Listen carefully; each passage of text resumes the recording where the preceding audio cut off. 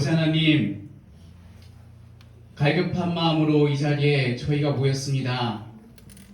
하나님을 만났었고 지금도 사모하고 있고 앞으로도 더 사랑하고 싶은 하나님을 이 시간 더 만나고 싶어 갈급한 마음으로 이 자리에 저희가 모였습니다. 하나님 아버지, 찾아왔을 때에 저희를 만나주실 수 있는 허락과 그 기회와 그 모든 것을 허락하실 하나님을 기대하오니 우리 가운데 임재하여 주옵소서. 우리 심령에, 우리 형편에, 우리 삶의 모든 것을 아시는 아버지 하나님께 우리 모든 것을 드리고자 하오니 온전히 드리게 하여 주시고, 또한 그 드린 것 속에서 하나님이 우리 삶에 어떻게 임재하셨고 다가와 주시고 통치하시는지 경험하고 믿는 귀한 은혜가 우리 가운데 있게 하여 주옵소서. 이 자리가 많은 것들로, 많은 손길과 희생과 섬김으로 이루어지고 있습니다. 하나님, 함께하지 못하고 다른 곳에 있는 아이들, 그리고 그들을 돌보는 우리 많은 성도분들, 그리고 이 자리 여러 가지로 흩어져 있는 우리를 위하여 기도하는 우리 한빛교회, 하나님, 이 자리가 우리만을 위한 자리가 아니라 우리 흩어져 있는 모든 사람들이 줄지어 연관되어 한 자리로 모인 것이오니 하나님 긍휼히 여겨 주시고 은혜 베풀어 주시고 흩어진 우리 자녀들과 섬기는 모든 자들에게도 은혜를 허락하여 주옵소서. 이 시간 우리의 마음을 정결케 하여 주시고 성령 하나님, 진리를 들을 때에 귀를 열어주시고 갈급한 마음 되게 하여 주시고 믿음으로 받아들여 우리 삶에 하나님께서 기뻐하실 열매가 맺히도록 은혜 베풀어 주옵소서. 감사하고 예수님의 이름으로 기도드립니다. 아멘. 자리에 앉아주십시오.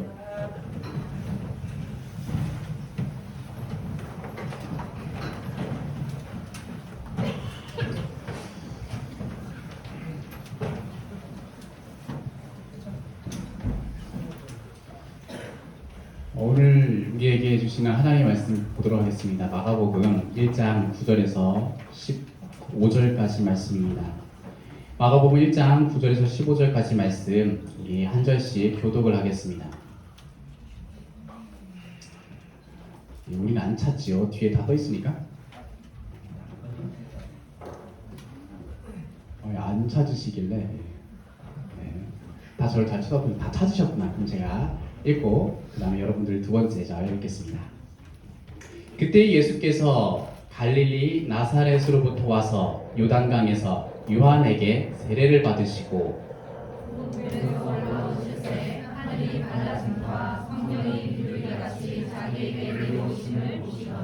하늘로부터 소리가 나기를 너는 내 사랑하는 아들이라 내가 너를 기뻐하노라 하시니라. 성령이 곧 예수를 광야로 몰아내시니라. 광야에서 40일을 계시면서 사탄에게 시험을 받으시며 들짐승과 함께 계시니 천사들이 수종 들더라. 요한이 잡힌 후 예수께서 갈릴리에 오셔서 하나님의 복음을 전파하여 우리 함께 읽겠습니다. 이르시되 때가 찼고 하나님의 나라가 가까이 왔으니 회개하고 복음을 믿으라 하시더라. 아멘. 제가 우리 한빛교회에 와서 제일 안 했었던 것 중에 한 가지, 곁에 계신 분과 인사합시다. 이거 저 별로 안 하더라고요. 별로 안 하고 싶은 것 같아요. 근데 지난주 수요일부터 시작했습니다. 왜냐면은 그래도 귀한 우리 영적 가족이구나, 함께 예배하는 자리에 모였을 때 인사하는 거 소중하겠다 싶어서 인사하겠습니다. 좌우에 계신 분들과 인사합니다. 참 잘 오셨습니다. 참 잘 오셨습니다. 혹시 이거 프로젝트 껐다 켰다는 게 오래 걸리나요? 오래 안 걸려요? 아니 얘가 누구셔가지고 얘가 껐다가 키면은 오래 걸리나요? 로딩이?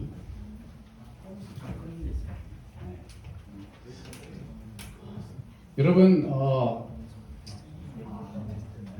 여기는 이제 주일 예배가 아니라 집회라고 그래요. 여러분들 집회는요 원하는 사람만 오는 거고요, 예배는요 원하지 않아도 부름받은 구원받은 사람은 무조건 와야 돼요. 예배는 나한테 내 자식들로 선택받아서 구원받은 아들 이리 와라 라고 하는 자리가 예배예요. 다 와야 돼요. 근데 여기는요 안 와도 돼요. 여러분들은 자원하셔서 신청했어요. 그걸 집회라 그래요. 기도회 혹은 집회라고 합니다. 그럼 여기에서는 좀 모르겠지만 예배라는 자리보다 조금 더 어쩌면은 개인적으로 은혜 받을 수 있는 경향이 조금 더 있어요. 왠 줄 아세요? 자발적으로 오셨기 때문에 여러분들의 시간, 에너지, 돈을 쓰셔서 이 자리에 오셨기 때문에 회비 내셨나요? 회비 내셔야 됩니다. 마음을 담았다는 소리예요. 그렇기 때문에 여러분들 그냥 왔다가 아유 뭐 우리 한빛교회에서 뭐 신보자 3040에서 뭐 한다는데 아 내가 의리가 있지 안 가주면 안 되겠어라고 오신 분들 없잖아요. 있을 수도 있겠죠. 네. 그렇게 오셨더라도 여러분들의 그 의지와 그 마음이 우리 하나님께서 채워주셨으면 좋겠어요. 우리 하나님이 그 여러분들의 마음을 만져주셔서 반드시 하나님의 것을 채워줬으면 좋겠습니다.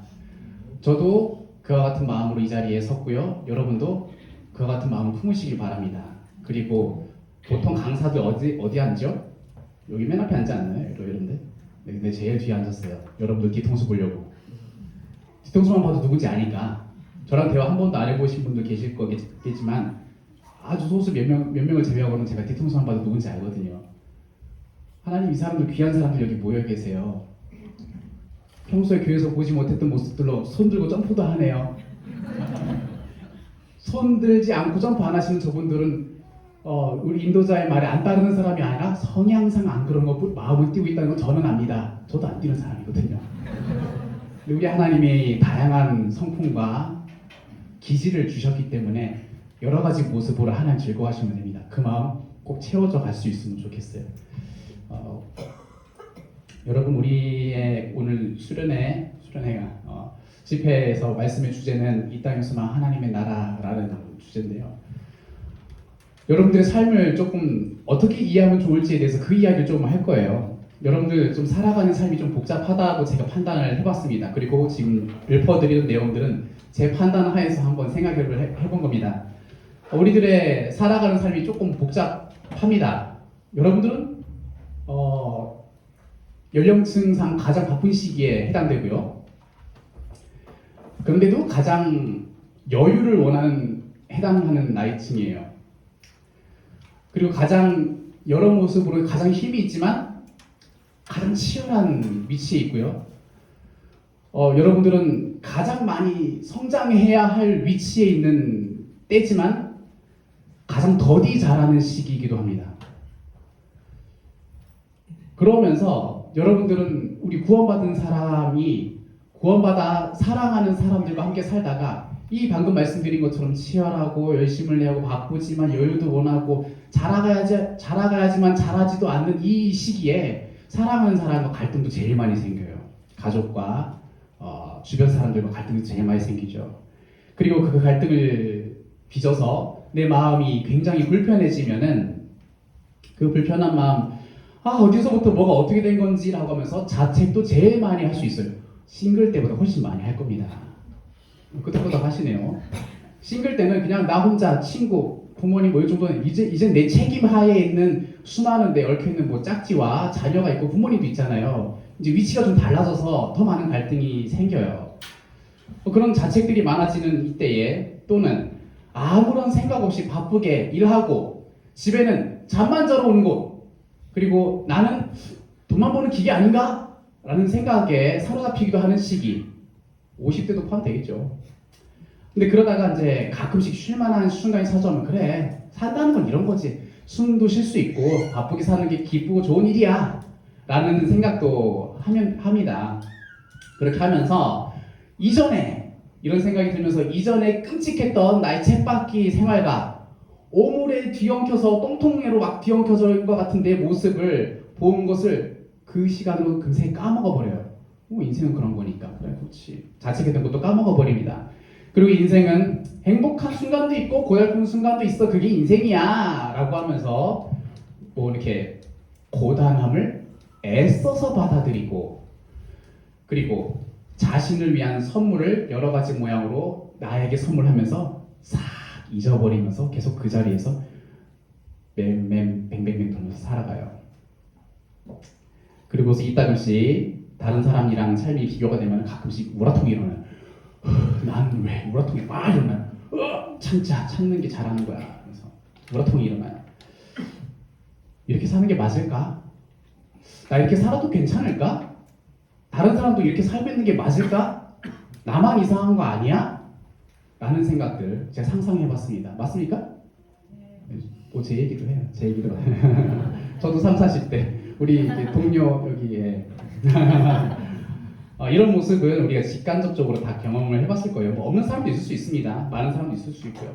우리 삶의 겉모습은 좀 비슷한데 궁극적으로는 다른 것을 향한다는 점에서 우리 삶을 어떤 방향으로 끌고 가고 어떻게 무엇에 의해서 끌고 가는지 계속 살펴보는 게 우리한테 지금 시기에는 중요해요. 방금 말씀드린 것처럼 복잡하고 할 것 많고 에너지도 많고 욕구도 커요. 이런 속에서 우리 삶은 어디 안에서 어떻게 이끌어가고 있는지 나도 읽어보지 못한다면은 방금 말씀드린 것처럼 자책하다가 까먹었다가 선물을 했다가 인생은 이런 거지 하면서 그냥 굳이 기독교 신앙 아니어도 잘 살 수 있어요. 그러면 굳이 기독교 신앙 아니어도 돼요. 불교도 똑같거든요. 불교도 30, 40대 때문에 고생할 거예요 지금. 근데 불교도 이렇게 합니다. 인생은 이런 것이야. 굳이 기독교 신앙 아니어도 돼요. 근데 지금 저는 이 자리에서 꼭 기독교 신앙 하나님 나라여야만 한다는 것을 이야기하려는 거예요. 여러분, 우리들은 성도라는 정체성을 가지고 있습니다. 여러분들은 성도입니다. 그렇죠? 아멘 하셔야죠 이때는. 아멘. 교회에서 저기 공예배 때 안 해도 되는데 이제 집회니까 좀 편하게 제가 왔다 갔다 하면서 할 거예요.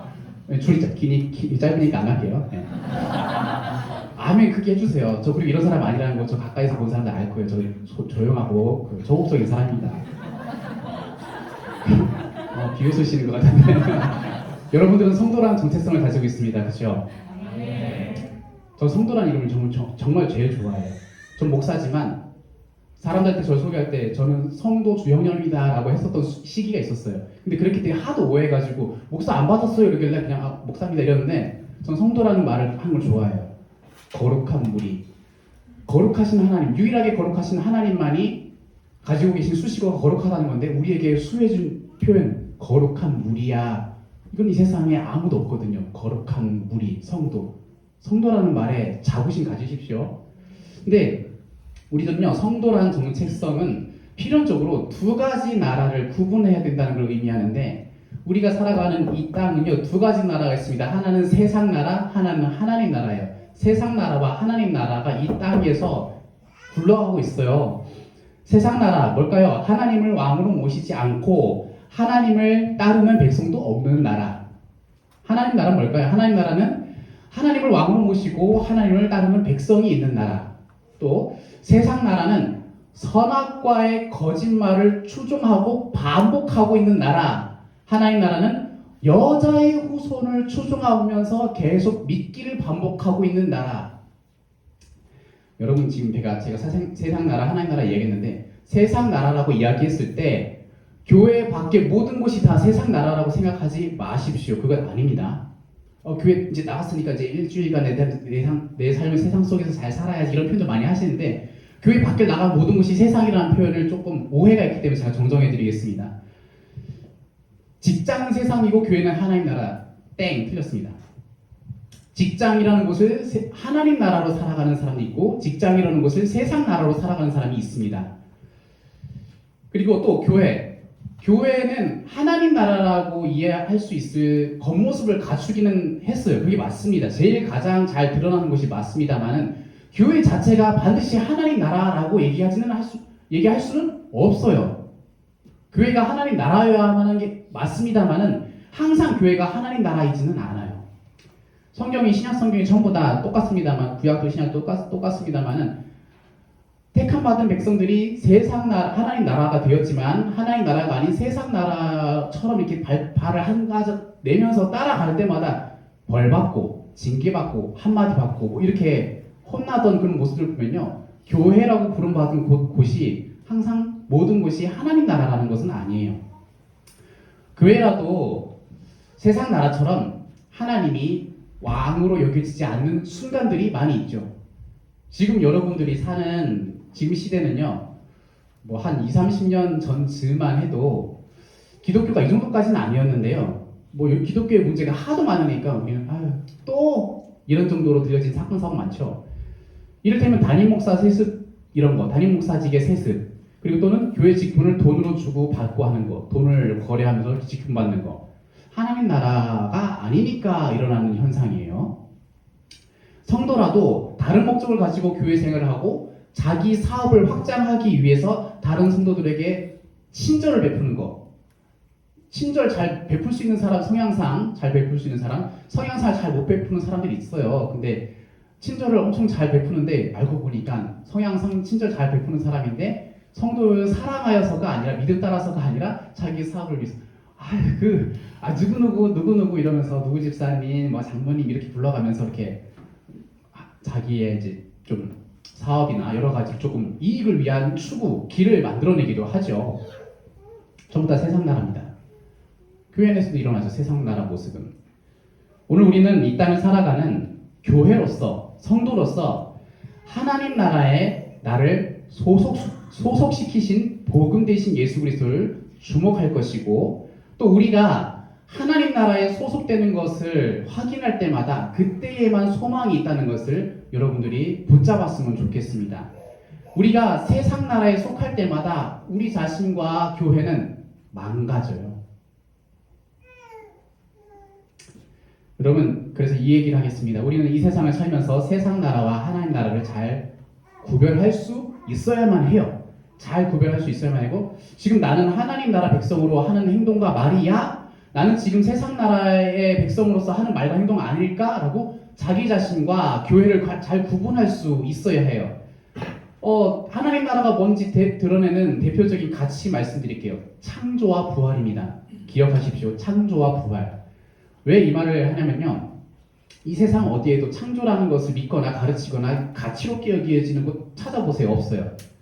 부활도 마찬가지입니다. 창조와 부활만이 하나님 나라가 있어, 하나님 나라야 라고 이야기할 수 있는 곳, 창조를 인정하는 곳, 부활을 따르는 곳, 그것만이 하나님 나라라고 자기는 살고 있고 확인할 수 있다는 그 하나의 대표적인 가치예요. 하나님 나라는 창조를 믿고 부활도 믿습니다. 세상 나라는 창조를 믿지 않고 부활을 믿지 않습니다. 그러면 세상에서는 창조를 안 믿으니까 어떻게 하죠? 우리 지난번에 그 정광식 교수님도 그런 얘기 하셨더라고요. 뭐 진화론 이야기 있잖아요, 그죠? 여러분, 이 세상이 창조를 부인하면은 근데 실제 존재하는 땅은 있잖아요. 존재하는 땅은 있으니까 창조는 부인해. 근데 땅은 존재하는데 이 땅을 어떻게 기원을 어떻게 찾는다고요? 우연으로 찾는다고요. 우연히 발생했어요. 우주 빅뱅론 또는 거기에서 진화론도 마찬가지로 포함됩니다. 부활을 믿지 않고 있기 때문에 결국에 뭐 인생의 목적이나 계획을 다 집어치우고 제일 장대는 뭐예요? 힘기르자밖에 안 나와요.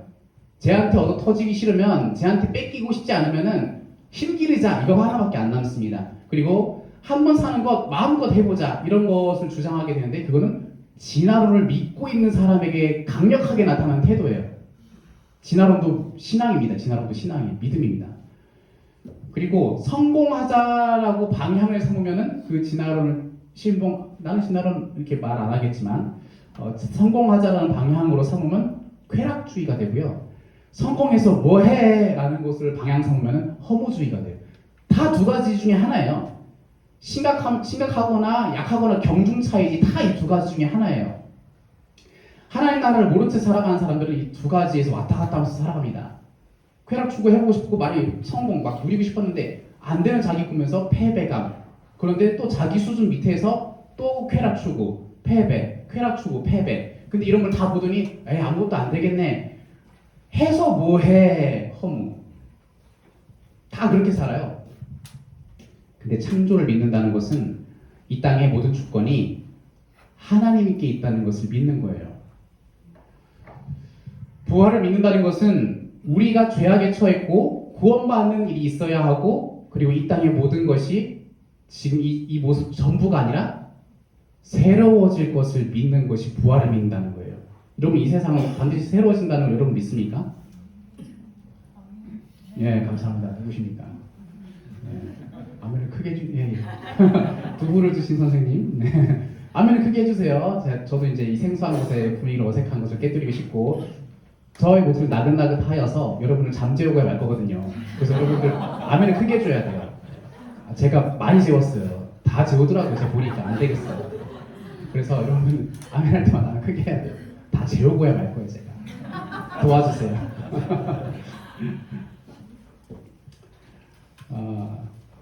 이 세상이 새로질 것을 믿는다는 것, 장차 이곳에서 완전한 곳이라는 것이 다시금 세워질 거라는 것 믿는 것, 그것이 부활입니다. 그리고 여러분들 내 삶이 하나님 나라에 속했는지, 하나님 나라만이 창조와 부활을 핵심 가치로 추구하면서 살아가는데 내가 그 나라에 속했는지 확인하기 위해서 창조를 인정하는 것이 내 삶에 있는지, 부활을 인정하는 것이 내 삶에 있는지 추구하면서 따져보면 됩니다. 그래서 창조와 부활을 얘기했는데 하나님 나라에 속한 사람이 두 가지 가치를 중요하게 여기는데, 여러분 창조와 부활을 우리에게 가르쳐주고 보여주신 분이 딱 한 분 계세요. 예수 그리스도이십니다. 창조는 우린 절대 알 수 없었어요. 그 당시에 아무도 없었잖아요.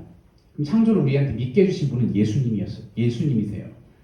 예수님이 자기를 믿었을 때 이 세상이 우리를 위하여서 하나님 아버지께서 지으신 창조 세계라는 것을 가르쳐 주셨기에 우리가 믿고 있는 거예요. 성경 읽어서 이건 믿은 거예요. 맞는 말이지만 우리 아버지께서 가르쳐 주신 거라고 믿길 바랍니다. 우리 아버지세요. 그 아버지께서 예수님을 보내셨을 때 우리들은 창조와 부활을 믿게 되었는데, 하나님 나라 백성인가라는 질문, 결국 이 예수님이 창조의 주체, 부활의 주체임을 믿고 그분과 연합한 사람, 그게 하나님 나라 백성입니다. 여러분 예수님 믿으십니까? 네. 감사합니다. 네, 세 분 정도 얘기하지 잘 따라오시네요. 그럼 여러분들은 하나님 나라 백성입니다. 예수님은 창조를 보증하시는 하나님이시고 또 부활을 보증하시는 하나님이십니다. 그분을 우리가 믿고 그분과 연합하는 것을 추구할 때마다 우리들은 하나님 나라 백성이라는 인식은 자꾸 깊어져 갈 거예요. 여러분 한 가지 추가, 세례에 대해서 잠깐 이야기할 건데요.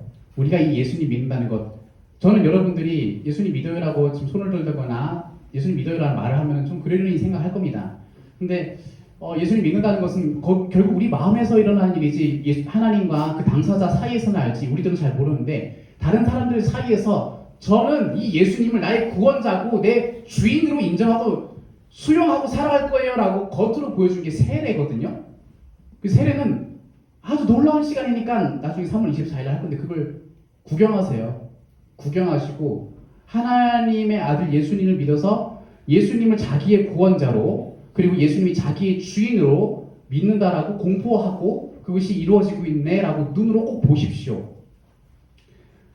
세례는 자기 자신이 나는 예수님이랑 연합한 사람이야라고 겉으로 드러내는 표지이고, 동시에 나는 그 예수님을 통하여서 예수님을 쫓아서 순종하면서 살아갈 거야라고 하는 맹세이기도 해요. 맹세가 세례입니다. 세례 받으셨어요? 맹세했다는 의미예요. 맹세했어요. 여러분들은 맹세 집어치우지 마십시오. 세례 언제 받았더라? 기억도 안 나. 세례 진짜 있었나? 보통 이래요. 근데 지금 제가 일부러 꺼내는 거예요. 뒤에 가서 또 그 비유 좀 얘기할 텐데, 여러분 세례 받을 때 예수님뿐만 아니라 예수님 믿고 또한 또 믿는 분이 하나님과 성령님도 계시죠. 그래서 세례 받을 때 누구의 이름으로 세례 베풀죠? 큰 대답으로 네, 감사합니다. 잘 알고 계시죠? 예수님만 믿고 그래 예수님 믿네? 물 붓자 이렇게 하는 게 끝이 아니고요. 또 하는 게 뭐냐면 어떤 이름을 부여하면서 줘요. 권한이, 이것을 하는 주체와 권한이 누구에게 있느냐를 알려주기 위해서 누구 이름으로 하는 걸 얘기해 준 거예요. 근데 그 이름 몇 개예요? 3개예요.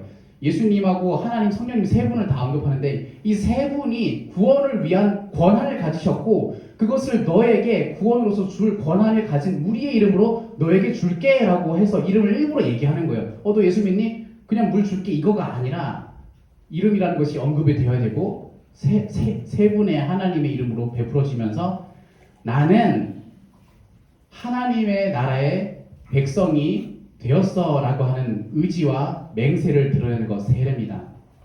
우리 본문 잠깐 볼게요. 9절, 10절, 11절에 예수님이 세례를 받으세요. 그때 예수께서 갈릴리 나사렛으로부터 와서 요단강에서 요한에게 세례를 받으시고 곧 물에서 올라오실새 하늘이 갈라짐과 성령이 비둘기같이 자기에게 내려오심을 보시더니 하늘로부터 소리가 나기를 너는 내 사랑하는 아들이라, 너는 내가 너를 기뻐하노라, 이렇게 얘기를 하죠. 예수님이 세례 받았습니다. 여러분 예수님이 세례 받는 자리에 놀라운 일이 벌어지고 있죠. 하늘로부터 내려오는 음성, 하나님의 음성, 그리고 그곳에 성령님의 인재도 있습니다. 세례는 구원받는 표지이기 때문에 죄인에게만 주어야 되는데 지금 예수님에게 주는 건 정상인가요? 아닌가요? 정상이 아니에요. 근데 예수님에게 줍니다. 그리고 그 자리에 예수님에게 세례 받는 그 자리에 하나님도 성령님도 함께 있어서 죄인에게 세례가 이루어지는 자리는 세 분의 하나님에 의하여서 이루어지는 거야 라고 천명하기 위해서 예수님은 의도적으로 자기가 세례를 받았어요. 너 나한테 세례 줄래? 어떻게 제가 주님께 세례를 베푸니까 주님께서 절 주셔야죠. 요한이 그랬잖아요. 모든 것을 이루기 위해서 나에게 세례 베풀도록 해라 해가지고 했어요. 예수님이 자기가 사람들의 자리에 대신 온, 죄인들을 위한 대신 온 사람이 되기 위해서 모든 사람 세례를 받아야 하니까 보이시기 위해서 내가 죄인의 자리에 설게, 빨리 베풀어라 했을 때 하나님의 음성과 성령님의 인재가 일어났습니다. 세례 받을 필요 없는 분이 이렇게 받으셔서 죄인을 위한 중보자, 대리자로 보여주시고 천명을 하십니다. 그리고 이 자신의 장차 있을 자신의 중보 사역을 믿음으로 받아들이는 사람에게 자기가 얻은 것으로 인한 자기 능력으로 인한 삼위 하나님의 구원으로 인한 능력으로 구원을 그 사람에게도 믿음 따라서 베풀어 주겠다라고 하는 것을 보여주는 거예요. 아까 세례에 대한 비유 얘기가 있다고 했는데 여러분들이 속한 나라도 하나님의 나라인데 예전에 받았고 기억이 안 나도 괜찮은데요. 내가 잘 받으면 좋은 일이지만 더 좋은 일은 뭐냐면 베푸는 이의 권능이 더 중요한 일이죠. 세례받은 여러분은 자신이 하나님 나라 백성이라는 것을 기억하시고요. 그리고 이 세상 사람들은 세례를 하찮게 여김으로 여러분도 하찮게 여기는 일은 중단하십시오. 세례? 모르겠어. 근데 저 우리 교회 와서 세례 진짜 많이 얘기했어요. 허거나 세례에 대한 설교 행사를 저밖에 없을 것 같은데 저 주목사 맨날 세례 얘기 자꾸 미쳤나 봐요. 그 세례 얘기 지겨 죽겠어. 제 스스로의 목소리입니다. 세상 사람들이 세례 하찮게 여기는데 여러분들 세례 하찮게 여기시면 안 돼요. 삼위 하나님이 주시려고 만든 의식인데 거기 안에 자기 모든 것을 담아서 주셨어요. 물론 뭐 세례 받는다 세례 받았으니까 그건 바로 받는다 이런 의미는 아닌데 세례 받는다는 것은 이 사람에게 하나님을 향한 믿음이 있어라는 맹세라고 얘기했잖아요. 난 그분이 구원자고 주인이라는 걸 믿어! 라고 했을 때 그 믿음 따라서 너는 세례를 받은 것이고 그 믿음 따라서 나는 반드시 구원 받을 거야 라고 하는 겉으로 드러나는 어떤 선포예요. 그래서 여러분들은 세례 하찮게 여기지 마십시오. 세상만이 하찮게 여길 겁니다. 세례 받은 여러분들은 쓸데없는 걸 받은 거예요. 세상의 입장에서 보면 쓸데없는 거 받았죠. 그죠? 쓸데없는 거 받았잖아요. 근데 이 말을 거꾸로 얘기하면은 여러분은 세례 받은 사람들은 이 세상에서 앞으로도 쓸데없는 걸 받아가면서 살 거라는 의미예요. 여러분들은 쓸데없는 걸 좋아하면서 살아가야 되고요. 여러분들은 쓸데없는 거를 소중하게 여기면서 살아가야 될 사람이에요. 아멘 하신 분들이 계시네요. 그렇게 사십시오. 그 쓸데없는 가치로 살아가야 된다는 것을 의미하는 게 세례받은 사람인데 세례는 하늘에 닿아 있는 탯줄의 흔적과 같아서 배꼽이라고 이해하겠습니다. 세례는 배꼽과 같아요.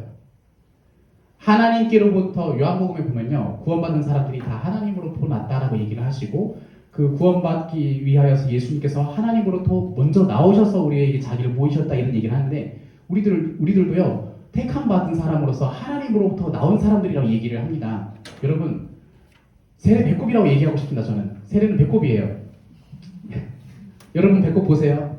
집에서 배꼽 보시고 여러분 배꼽에 대한 기억 있으세요? 저는 이거 쓰면서 저도 배꼽에 대한 묵상을 좀 했습니다.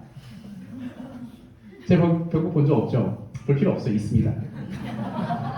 근데 여러분한테 배꼽이 있다는 것은 어떤 의미일까요? 이런 거죠.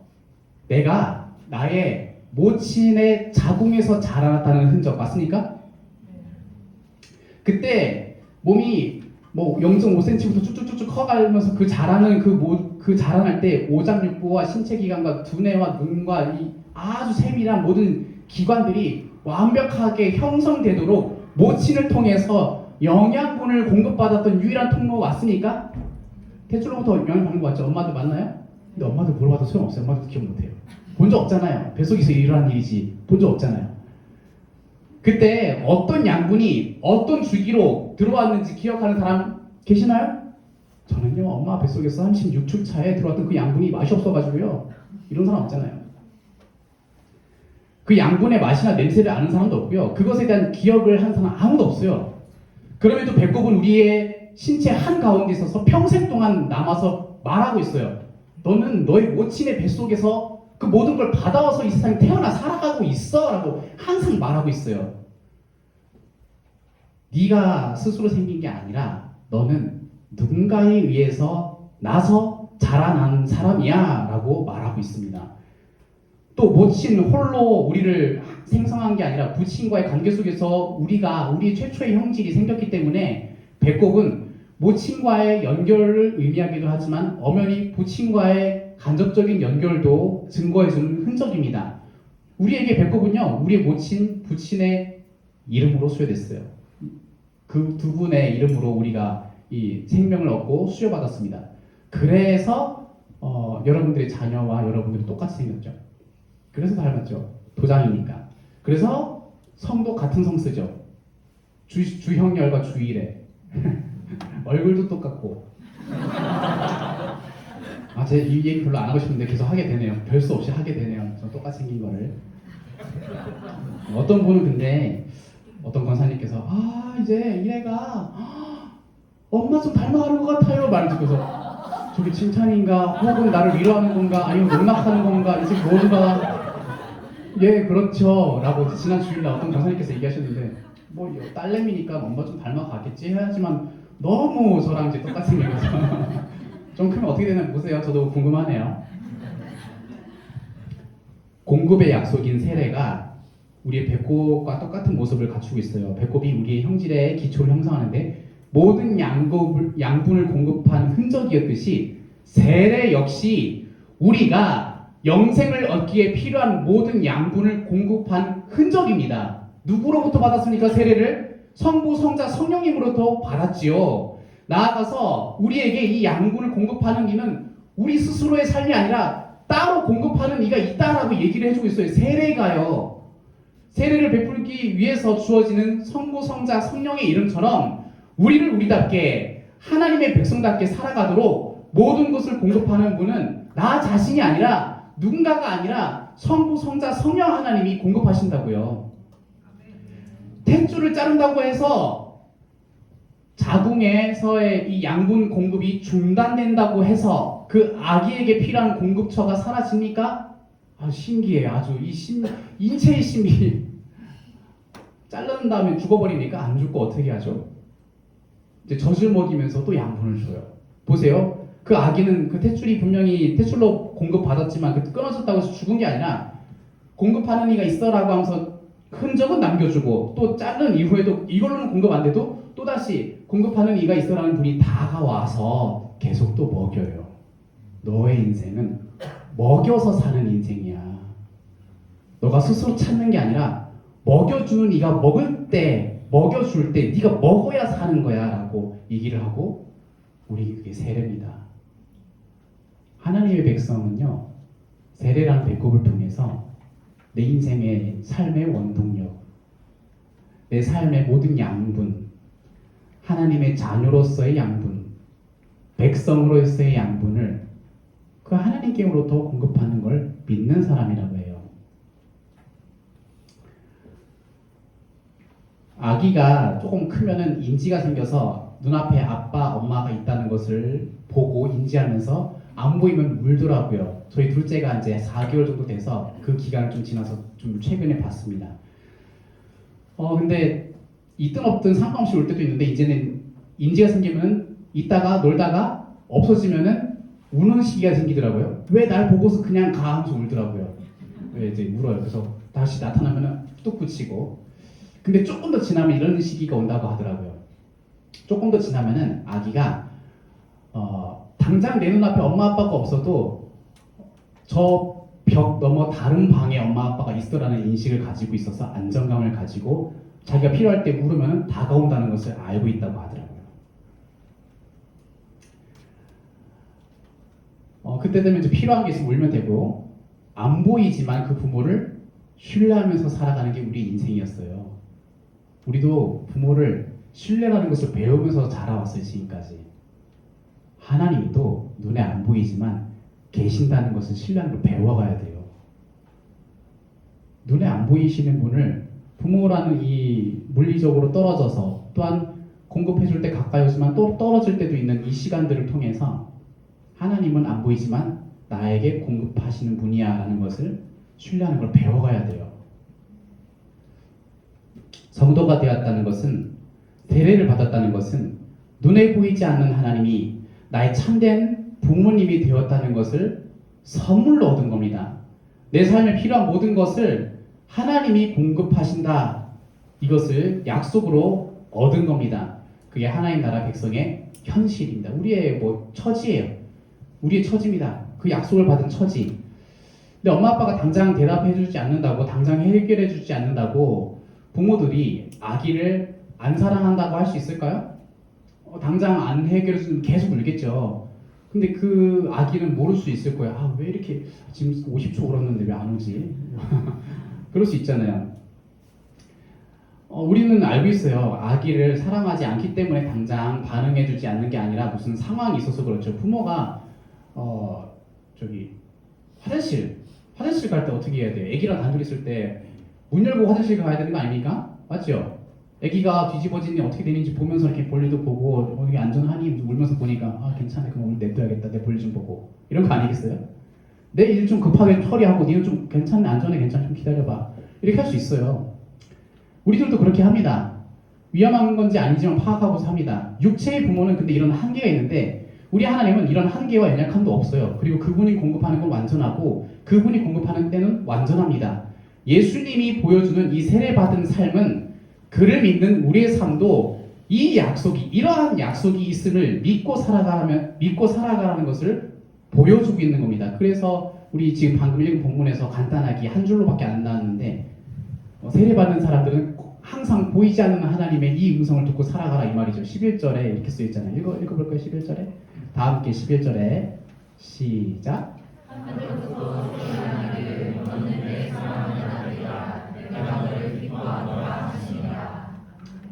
예수님에게 하신 이야기인데 우리들에게 들려주시려고 예수님이 세례받았다는 걸 기억하면은 여러분들 우리에게 들려주시는 그 음성입니다. 내가 너 사랑해. 다른 누구보다도 넌 내 자식이거든. 너가 죄로부터 난 것 같지만 나는 너를 영원전부터 택했어. 넌 내 자식이야. 내가 너 사랑하고 기뻐해. 라는 음성 듣는 거죠. 자, 여러분 세례를 받아서 예수님과 연합한 하나님 나라의 백성 이제 어떻게 살아가나 볼 건데 그걸 다시 예수님이 세례 받았으니까 그 예수님 뭐 하나 좀 보면 되거든요. 예수님 뭐 하나 살펴봅시다. 예수님이 자 김한철 집사님 우리 예수님께서 세례 받으신 다음에 어디로 갔을까요? 우리 본문에 나와 있습니다. 시험을 받으러 광야로 가셨어요. 예, 감사합니다. 광야로 갔어요. 세례 받더니 그냥 자기는 광야로 갔대요. 광야로 간 목적이 뭐래요? 시험 받으러 갔대요. 12절 13절 다 함께 읽겠습니다. 시작. 성령이 곧 예수를 광야로 몰아주시니라. 광야에서 40일 계시면서 사람에게 시험을 받으시며 그 짐승과 함께 계시니 천사들이 손을 들었다. 예수님이 세례 받으신 다음에 광야로 갔습니다. 그것은 자기 백성을 그들의 죄로부터 구원하기 위한 일을 하러 가야 될 것 같은데 안 가고 광야 갔어요. 그거 이상한 거예요. 근데 이 이상한 곳을 끌고 간 자가 누구래요? 예수님 이곳에 끌고 간 자? 성령님이라고 써있죠. 성령님이 예수님 이곳에 끌고 갔다고 얘기를 해요. 몰아내신지라 쓰여있죠. 그냥 몰아냈다, 그냥 보냈다 이 말이에요. 성령님이 예수님 보냈대요. 의도적으로 보낸 거죠. 예수님이 광야로 간 이유는 사탄에게 시험을 받기 위해서죠. 세례받은 자가 처한 현실은 광야라는 것을 보여주려고 가셨습니다. 근데 여러분 광야란 말 들었을 때 허허 벌판 아무것도 없고 개고생하는 곳 이렇게 좀 강력하게 쑥스럽네요. 광야는 제가 말하는 광야는 보통 우리 머릿속에 있는 그 광야가 아니에요. 성도의 삶은 개고생하는 곳이야 라는 것을 말해주기 위해서 광야 간 게 아니에요.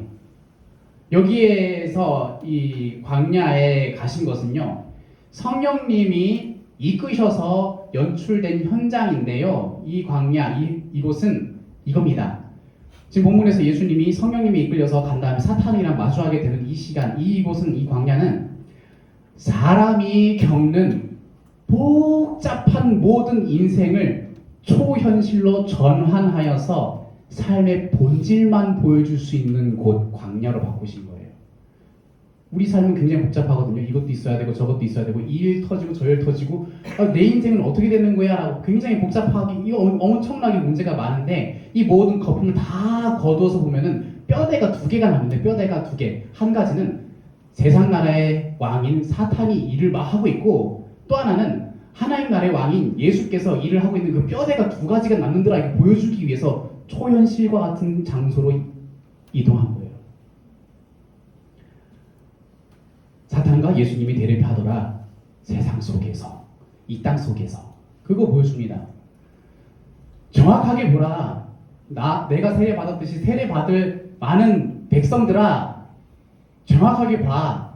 세상 나라와 하나님 나라의 대립을 봐봐. 라고 주님이 먼저 그곳에 가셨습니다.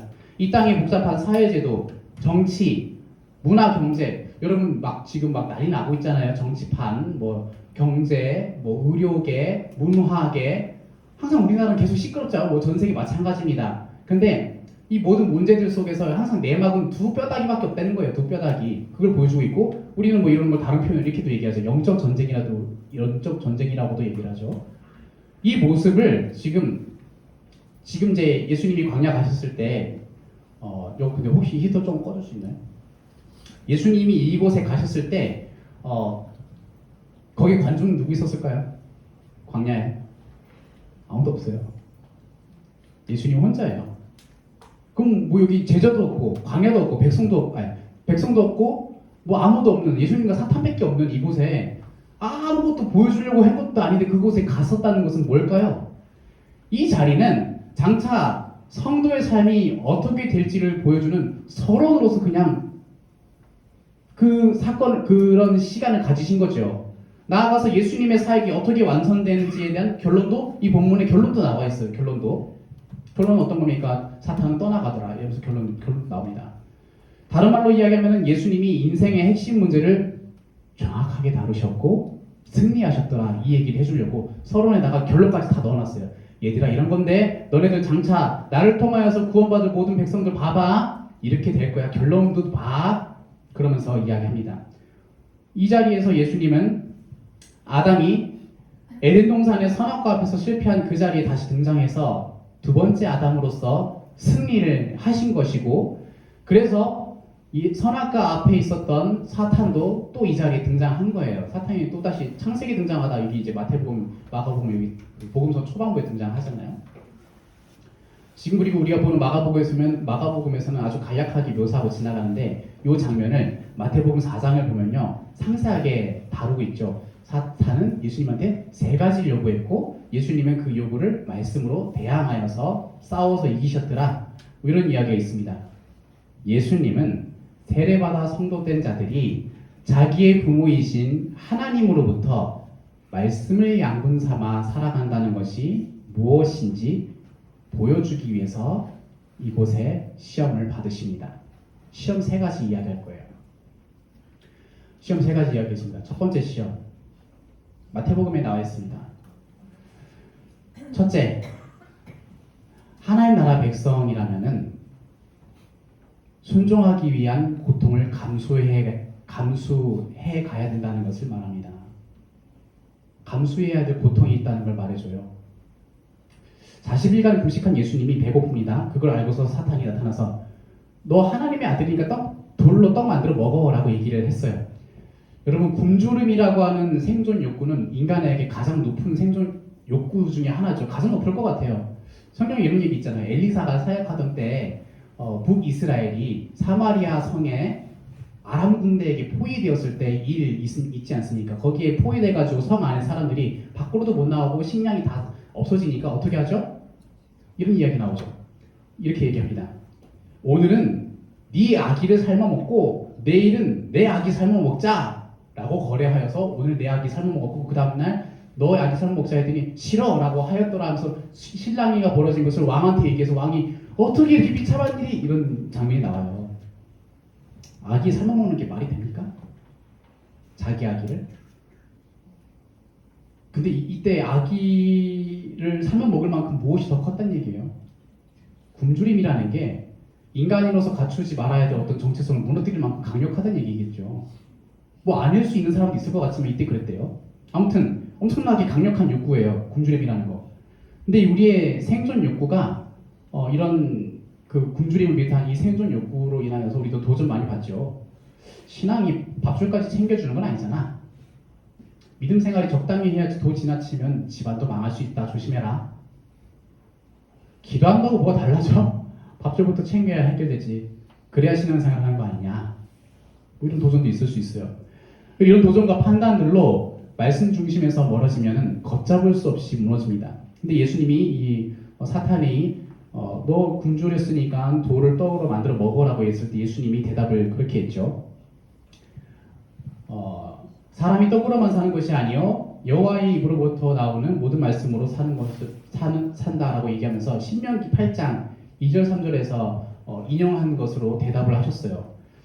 이스라엘 사람들은 자기의 생명이 먹을 것에 달렸다라고 믿었고 먹을 수 없는 것이 보이는 저곳에서는 자기들의 생명을 지킬 수 없다고 생각했기 때문에 실패했습니다. 예수님은 우리의 생명이 먹을 것에 달리지 않았고 말씀을 지키는 것에 달려있다라고 보여주시고 그것을 지키기 위해서는 굶주림도 감수하겠어라고 먼저 보여줬어요. 여러분 여기서는 예수님이 굶주림을 감수하고 있는 걸 보십시오. 굶주림 감수하고 계신다. 뭐 하려고요? 순종하려고.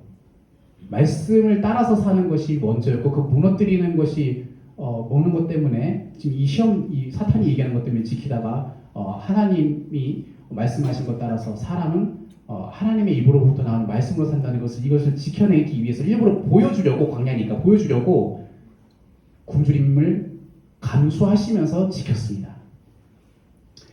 하나님의 아들이라면 백성이라면 하나님의 뜻을 따르기 위해서 피할 수 없는 굶주림 같은 게 있어요.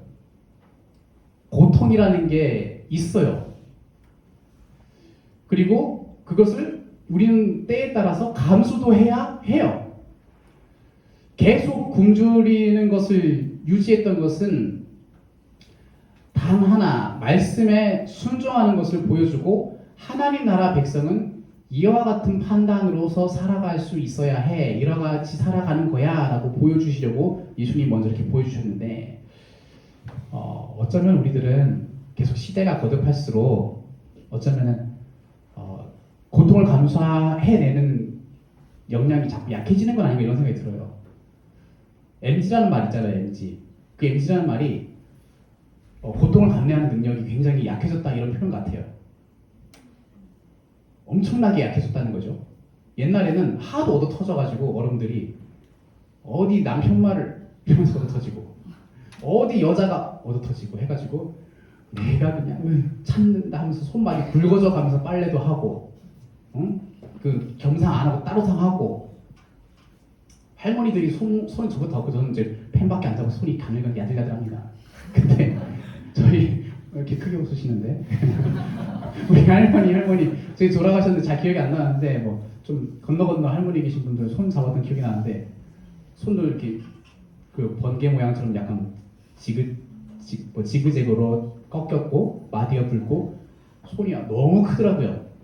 이유가 뭐겠어요? 하도 일을 많이 해서 그렇죠. 그런 분들한테는 고통 감수할 능력이 저랑은 좀 많이 달랐을 것 같아요.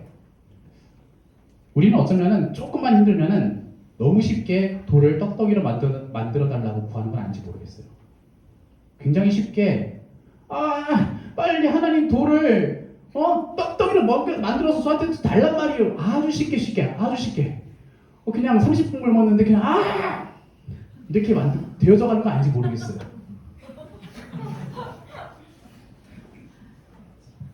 아주 쉽게 고통을 피하고 싶어 합니다. 다 들어주면 안 되냐는 식으로 하나님께 자꾸 접근합니다. 근데 사탄이 이걸 자꾸 예수님 보고 하라고 한 거였어요. 너 40일 굶었잖아. 정신 차려. 그만 고통받아라. 네 하나님의 아들인데 어디까지 고통받을까? 네 능력도 있다며. 만들어 먹어 했는데 예수님께서는 고통 감수하셨어요.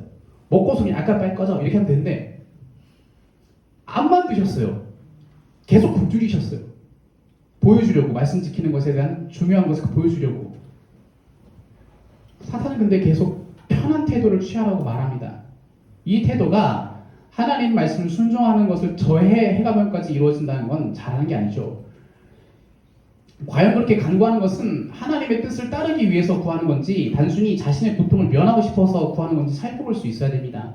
우리가 고통스러우면 하나님께 구할 수 있죠. 당연히 도움 구할 수 있습니다만 고통스러울 때만 도움을 구하는 사람이 있다면 그 사람은 하나님의 말씀에 순종하는 기본적인 일상이라는 게 잘 형성 안 될 수가 있어요. 하나님 말씀에 순종하는 기본적인 일상은 굉장히 형성되기가 힘든데 아프니까 계속 찾기만 하는 거예요. 기본적으로 순종해야 되는 것은 너무 얇아요. 안 생겨. 안 하니까.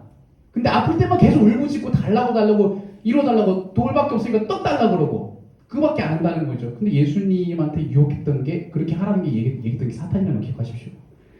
그렇게 되길 바라는 거예요. 사탄은요. 나약한 성도.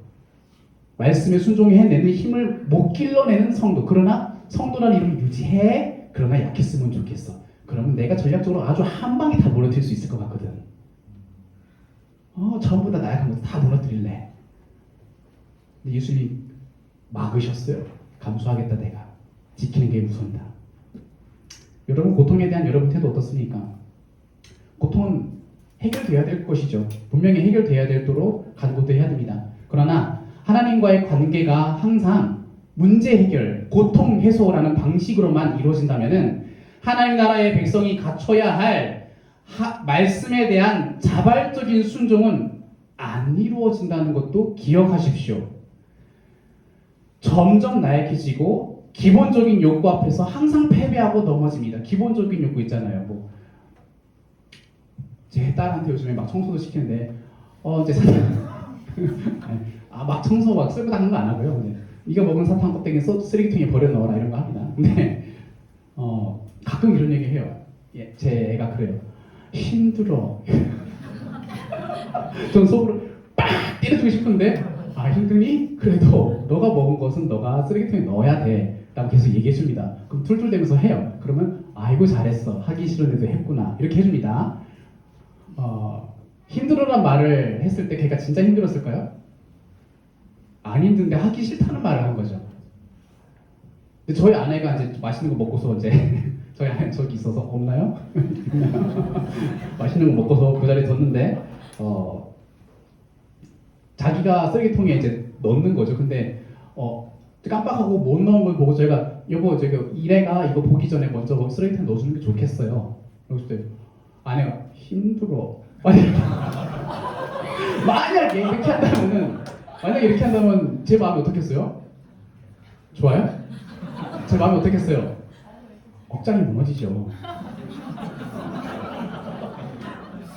왜 억장이 무너지겠습니까? 저는 제 아내를 동등한 저의 인생의 동력자로 생각하는데 동력자가 이래랑 똑같은 만큼 나약하다는 걸 확인하면 무너지는 거예요, 마음이.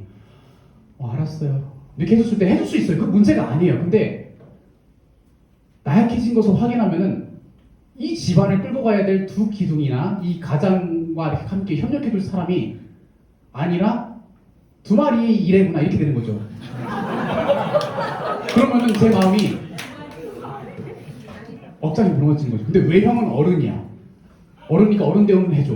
근데 상태는 애야. 그러면은 무너지는 거예요. 무슨 말인지 알겠어요? 하나님이 우리를 자녀 삼으셨을 때 해낼 수 있는 실력을 자꾸 키워가길 바라시는 거예요. 근데 감수해야 될 고통 앞에서 맨날 징징대면 이 상태 돼요. 조심하십시오. 안 자라납니다. 우리는 MZ에 속했어요. 사실상 나이상. 근데 MZ란 말 듣고 싶지가 않죠. 여기 MZ 집사님. 그 말은 별로 좋지 않은 뉘앙스로 표현하는 거잖아요. 너 MZ냐 이런 표현이.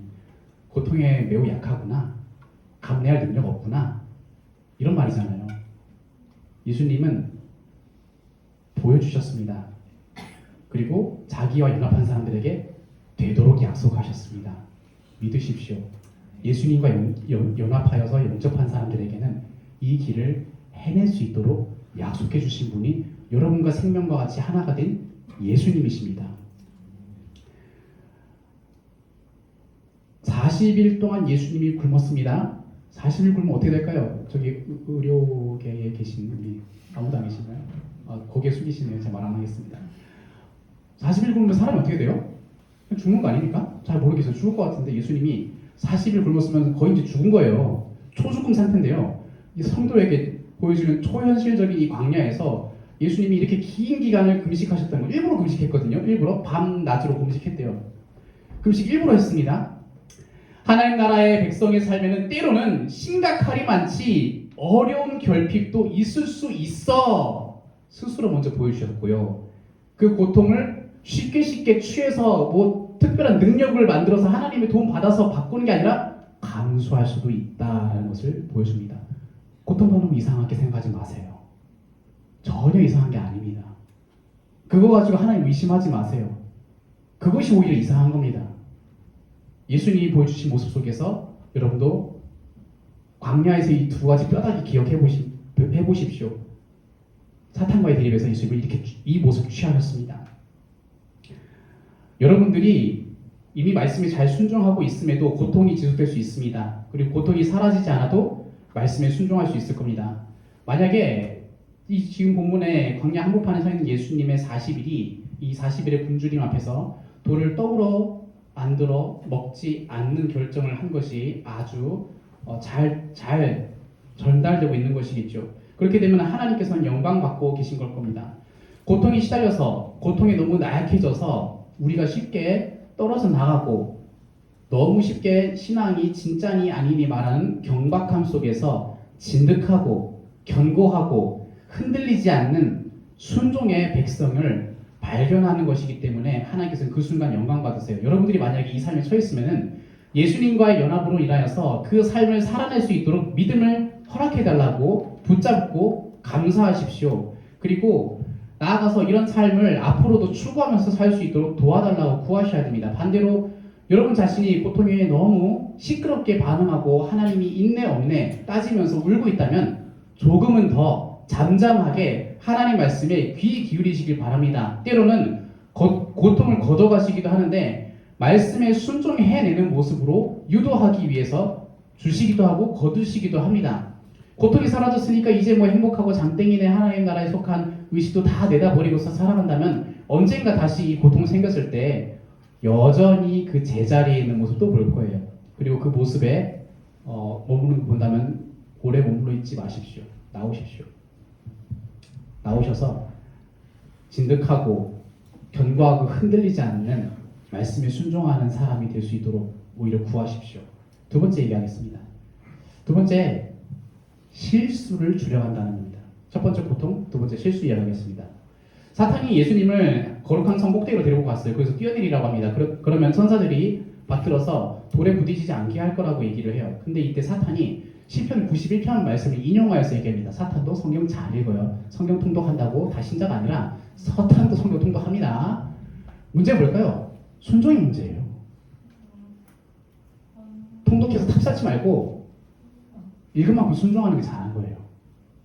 순종이 최고입니다. 순종이 최고예요. 사탄도 인용합니다. 인용해서 악용하죠. 순종 안 하고 시험하는 데 씁니다.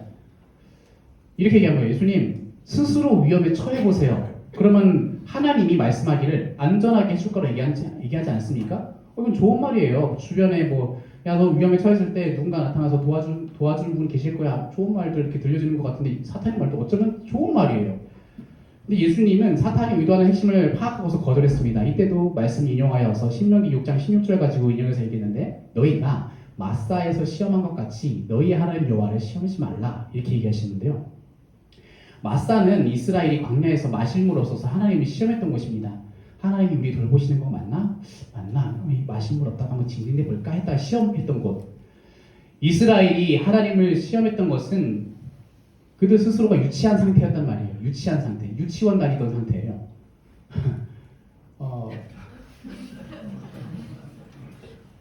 엄연히 안 믿은 것인데요. 그들은 먹는 것으로 하나님을 시험할 만큼 유치하고 나약했어요. 먹는 것으로 따져보는 거 얼마나 유치합니까? 너 나한테 이거 안 줬지? 너 날 안 사랑해. 얼마나 유치해요. 그거 한 거예요, 그거. 하나님을 시험한다는 것은 그가 우리를 돌보시는 소리 짧아. 때로는 그분은 잠을 자고 있어. 우리 한편은 몰라. 그래서 시험해보자 이런 건데요. 유치하고 비겁하죠. 마사에서 마실물로 시험했던 이스라엘은 하나님이 필요한 것을 얼마든지 공급하실 거다 이걸 안 믿었습니다. 마사에서처럼 시험하지 말라는 이 구절 이전에 가나안 땅에 가면 있을 것들을 여러 가지 설명하는 장면이 함께 나오거든요. 신명기 인용했다고 하는데 그 시험하지 말라라는 구절 직전 이런 얘기가 써 있어요. 신명기 6장 10절 10절부터 13절 이런 내용이 써 있어요. 네가 가나안 땅 가면은 네가 건축하지 아니한 크고 아름다운 성읍을 얻게 하시며 네가 채우지 아니한 아름다운 물건이 가득한 집을 얻게 하시며 네가 파지 아니한 우물을 차지하게 하시며 네가 심지 아니한 포도원과 감람나무를 차지하게 하사 네가 배불리 먹게 하실 때에 너는 조심하여서 너를 애굽 땅 종되었던 집에서 인도하여 내신 여호와를 잊지 말고 내 하나님 여호와를 경외하며 그를 섬기며 그의 이름으로 맹세할 것이니라 이렇게 얘기를 하는데요. 야, 너 가나안 땅 가면은 네가 하나도 노력하지 않고 수고도 안 했지만 얻을 것들 많아. 내가 다 줄 거야. 이 얘기 하신 거예요. 그래서 경고하기를 그래서 다 줄 거거든. 네가 안 수고해도 다 줄 거거든. 근데 그거 주어가지고 네가 배부르게 되었을 때 내가 제공해서 너희가 배부르게 된 것을 잊는 건 절대 안 돼. 이 말을 하신 거거든요. 잊지 않기 위해서 나를 경외하면서 섬겨야 돼. 마사에서 옛날에 그랬던 것처럼 또 그렇게 해서는 안 돼. 이렇게 얘기하시는 거거든요. 하나님을 이렇게 시험한다는 것은 단순히 진짠가 확인해 본다는 게 아니라 악하니까 시험하는 겁니다. 믿지 않는 것은 악한 것입니다. 순수하고 어리숙한 게 아니라 악한 겁니다. 과거에 마사에서 있었던 일은 지나간 이스라엘 백성의 실수가 되었는데 다시 기회를 받은 하나님 나라 백성은 또 똑같은 실수를 해서는 안 된다. 시험하는 그 실수 하지 마라. 하나님은 얼마든지 자기 백성의 필요를 채워주시는 분이다. 노력하지 않아도 실력 없어도 자격 안 돼도 주실 수 있는 분이다. 그러나 그렇게 하실 때 얻는 것으로 인해서 하나님 잊지 말고 경외하면서 섬겨라 이렇게 가르치는 거죠. 반대로 말하면 이렇게 얻게 하신 것이 있음에도 불구하고 하나님을 시험하며 경외하지 않으면 그렇게 하면 안 된다. 이런 말 합니다. 여러분 그 삶에 여러분 주변의 인생에 가지고 있는 모든 것들이 여러분들이 노력해서 얻은 거라고만 할 수 있을까요? 여러분들이 노력해서 수고해서 혹은 실력과 자격을 갖추어서 지금 가지고 있는 것들이라고 얘기할 수 있겠습니까? 뭐 어떤 것들은 많이 그러고 많은 사람들이 사실 다 그렇게 해요. 이건 내가 필요해서 내가 돈 벌어서 내 돈 내산 막 이렇게 하잖아요. 내 돈 내산 맞나요? 막 내 거야. 내가 내 돈 주고 내 돈 산 거야. 내 거야. 이렇게 얘기하는데 그래서 내 삶의 모든 것들은 거의 다 구매한 물건들을 보면서 내 삶, 내가 노력했고 잘했어. 실력이 이만큼 되니까 이 정도 누릴 수 있어라는 것을 계속 생각하는데 인생을 잘 살펴보면요. 사람이 노력하지 않고도 이미 기본적으로 바탕되어서 이미 주어진 게 정말 많아요. 생각해 보시죠. 여러분이 태어났는데 여러분 7, 80년대생 아닙니까? 70년대, 80년대생 태어났는데 북한에서 태어났어요. 안녕히 계십시오. 지금 가지고 있는 모든 것들은 북한에서 태어났을 때는 갖지 못했을 수 있는 확률이 높겠죠. 근데 여러분 왜 남한에서 태어났을까요? 몰라요. 근데 남한에서 태어났을 때 70년대, 80년대 태어나셨을 때 만약에 그때 또 전쟁이 나섰다면 우리들은요 전쟁을 경험해보지 못했어요. 맞죠? 여러분 나라 지키기 위해서 총칼 드신 분 계세요? 아무도 없어요. 근데 우리가 기본적으로 태어났을 때 이미 바탕으로 되어진 안정적인 것이라는 게 이미 주어진 채로 태어났어요. 우리 삶에 따지고 보면은 우리 삶의 대부분은 우리가 이룩한 것보다도 이미 주어진 게 굉장히 많이 있었습니다. 자기 노력으로는 도달할 수 없는 기본 바탕이라는 것이 이미 많이 주어진 채로 태어난 사람들이 많아요. 뭐 아까 전에 북한 얘기했지만은 뭐 경제적으로 좀 뭐 정치적으로나 경제적으로나 우리가 좀 다르니까요. 좀 그렇게 얘기했지만은 뭐 지금 대한민국이 항상 대한민국 모든 국민이 다 좋다는 것은 아니에요. 모든 만족과 행복감을 누리고 있다는 그런 것은 아니지만은 기본적으로 좀 그렇게 보이지 않습니까? 우리가 수고한 것 없이 받은 것들이 많습니다. 그리고 그런 것을 해보면서 하나님의 돌보심을 발견하는 것은 백성으로서 잘하는 겁니다. 잘하는 겁니다. 그런 것을 셈해보지 않고 자기가 바라는 목적이 이루어지지 않는다고 하나님이 우리를 돌보지 않아, 살피지도 않아 라는 식으로 시도하는 것은 불신앙이고 그런 시험은 그만둬야 됩니다. 그 실수는 반복돼선 안 됩니다. 하나님 나라 백성으로 살면서 실수는 할 수 있어요. 근데 같은 실수가 반복되는 것은 불신앙으로 인해 시험하는 게 됩니다. 하나님이 우리를 돌보시고 낳고 돌보신 부모가 되셨는데 우리가 그분을 시험해야겠습니까? 만약에 여러분들의 부모님의 능력이 얼마나 되나를 확인하고 싶어서 일부러 사고를 쳤다. 그거 어떤 게 될까요? 야, 우리 아빠가 어떤 사람인지 알아? 이런 사람이야. 한번 내가 보여줄게 하면서 막 해가지고 이제 뭐 고가의 뭔가를 딱 끼들어놓고 자, 아빠한테 전화해볼게. 어떻게 처리해보자. 이런 많이 드라마 같은 이야기 했을 때 이 아이가 뭘 하고 싶은 걸까요? 아빠의 능력이 엄청나다는 걸 과시하고 싶어서 이렇게 할 수 있겠죠. 드라마에서 이런 거 있을 수 있잖아요. 자신이 저지른 사고를 처리해주는 능력을 보면서 이제 자기는 그 아들은 그 자식은 이제 삐뚤삐뚤할 수 있는데 그것을 보는 부모는 어떤 마음일까요? 왜 그랬냐라는 식으로 굉장히 당혹스러워하겠죠. 드라마에서는 그래 이렇게 시원하게 해주고 그냥 드라마니까 그렇게 끝내버리는데 그 아들의 그 부모가 이렇게 되는데 우리는 실제 우리들의 보통 부모님은 안 그렇잖아요. 그리고 만약에 그 아이는 그런 식으로 자기 부모님의 능력을 믿었던 사람이라면은 그렇게 해야만 믿은 아이는 그 능력이 부모에게 없었을 때 신뢰 안 해요. 절대 안 합니다. 더글로리에서도 나왔잖아요. 엄마가 어떻게 나한테 그래? 엄마가 어떻게 나한테 그래? 자식 버리는 엄마. 좀 둘 다 망해. 알아서 해. 엄마가. 저는 그 장면만 봤지 다 못 봤습니다.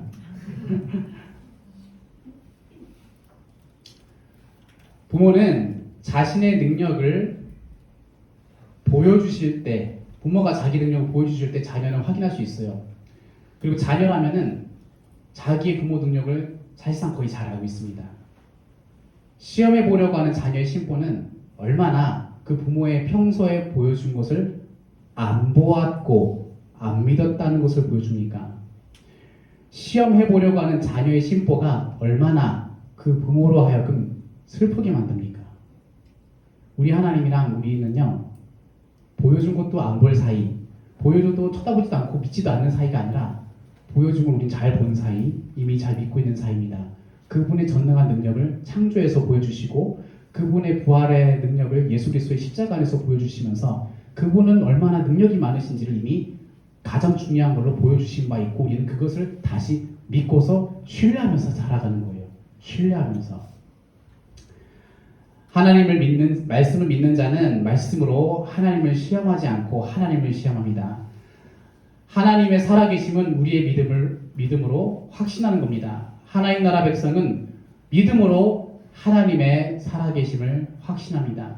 필요한 것을 공급해 줄 때만 하나님의 살아계심을 신뢰하는 게 아니라 결핍되어 있는 내 형편이라도 그분의 살아계심을 그분은 자기의 완전한 능력으로 공급하실 거라는 것을 기다리는 거죠.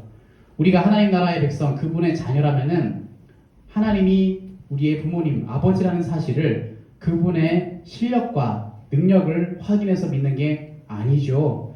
눈앞의 형편을 따라서 아버지를 사랑하고 안 사랑하고 결정하는 게 아니죠. 우리 형편을 따라서 아버지의 살아계심을 좌우하는 게 아니라 그냥 그분은 나의 아버지가 되셨어라고 그냥 신뢰하는 겁니다.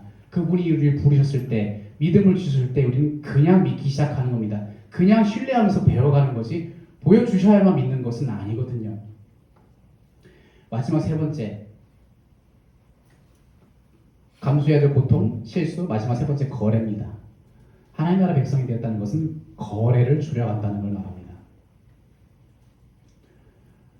사탄이 예수님을 높은 상을 드리고 합니다. 천하만국과 영광을 보여줍니다. 그리고 자신에게 엎드려서 경배하면 다 주겠다고 말합니다. 예수님은 죄인을 자기 백성으로 회복시켜서 영광을 얻고자 했습니다. 근데 사탄이 이것을 단번에 해주겠다라고 얘기를 한 거예요. 사탄이 이 거래를 제안했던 것은 자기가 줄 수 있기 때문에 그렇게 말했던 것이고, 이것은 어느 정도 맞습니다. 사탄은 세상 나라의 왕으로서 자기에게 속한 자들을 이미 거느리고 있으니까 그렇게 얘기를 한 건데요. 예수님께 이것이 어떻게 유혹거리로 작용했는지는 정확히 이해하는 게 좀 어렵습니다. 근데 유혹거리이기 때문에 지금 이 사건은 일어난 거예요. 유혹거리입니다. 이게 거래라는 것이 유혹거리입니다. 예수님은 하나님께 충성해서, 예수님은 하나님께만 충성해서 이 모든 영광을 얻어야 하는데, 하나님께만 충성할 때에는 예수님이 피하고 싶은 것도 같이 맞이해야 돼요. 예수님이 피하고 싶었던 게 뭔지 아세요? 아버지요, 이 잔을 내게서 거둬주십시오. 피하고 싶어 했잖아요. 그 감정을 잘 모르겠어요.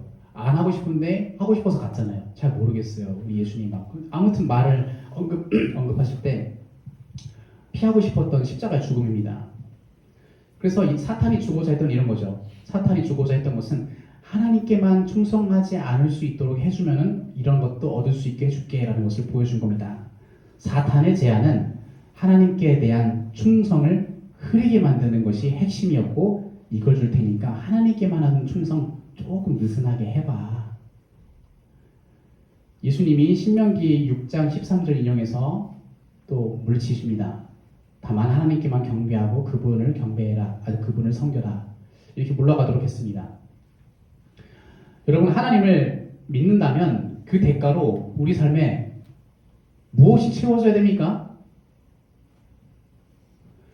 하나님은 우리 삶에 필요한 것을 적절하게 주시는 부모님이 되셨습니다. 그러나 부모라는 사랑의 대상을 넘어서서 그 관계에서 얻는 다른 것을 사모한다면 그 사랑하는 마음, 그분을 사랑하는 마음은 흐트러지고 말 겁니다. 흐려집니다. 연인을 사랑해도 사랑하기 때문에 얻는 게 많아야 사랑한다면 그 대상만을 위한 순수함은 흐려지겠죠. 그 대상을 향한 그 열렬한 마음, 그 충성 같은 마음도 사라지겠죠.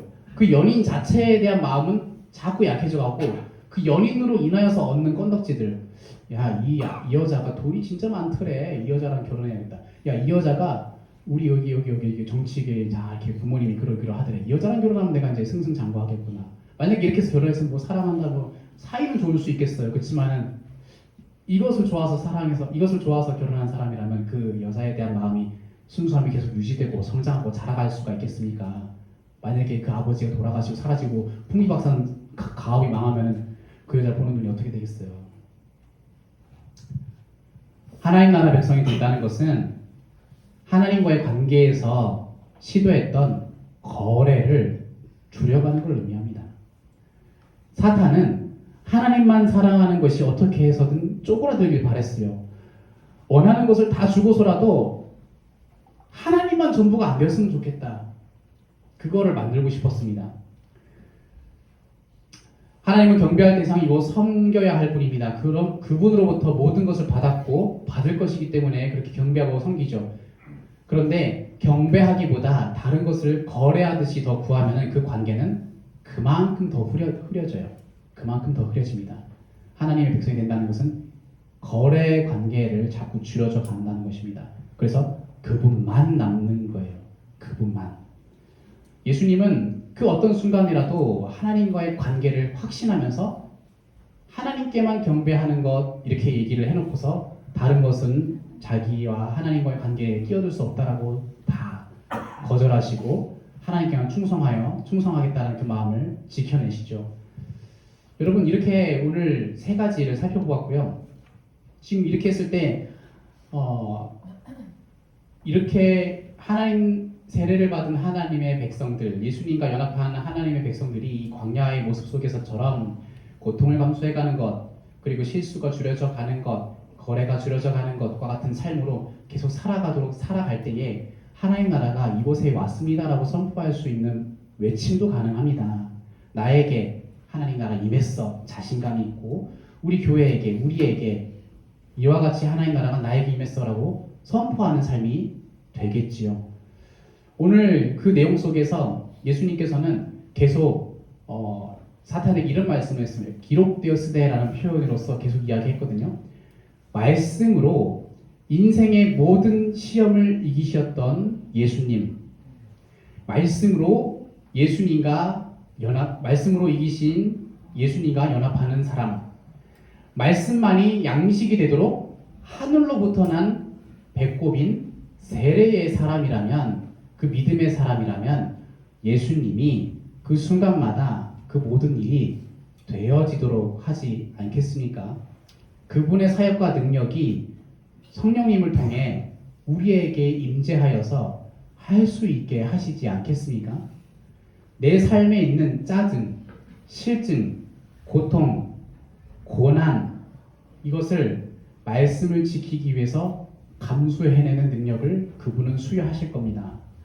내 삶에 있는 하나님은 안 계신다라고 말하고 시험하고 싶어 했던 실수를 줄여가는 것 또한 그분께서는 당신이 먼저 당하시고 이기셨기에 우리에게 수여하실 것입니다.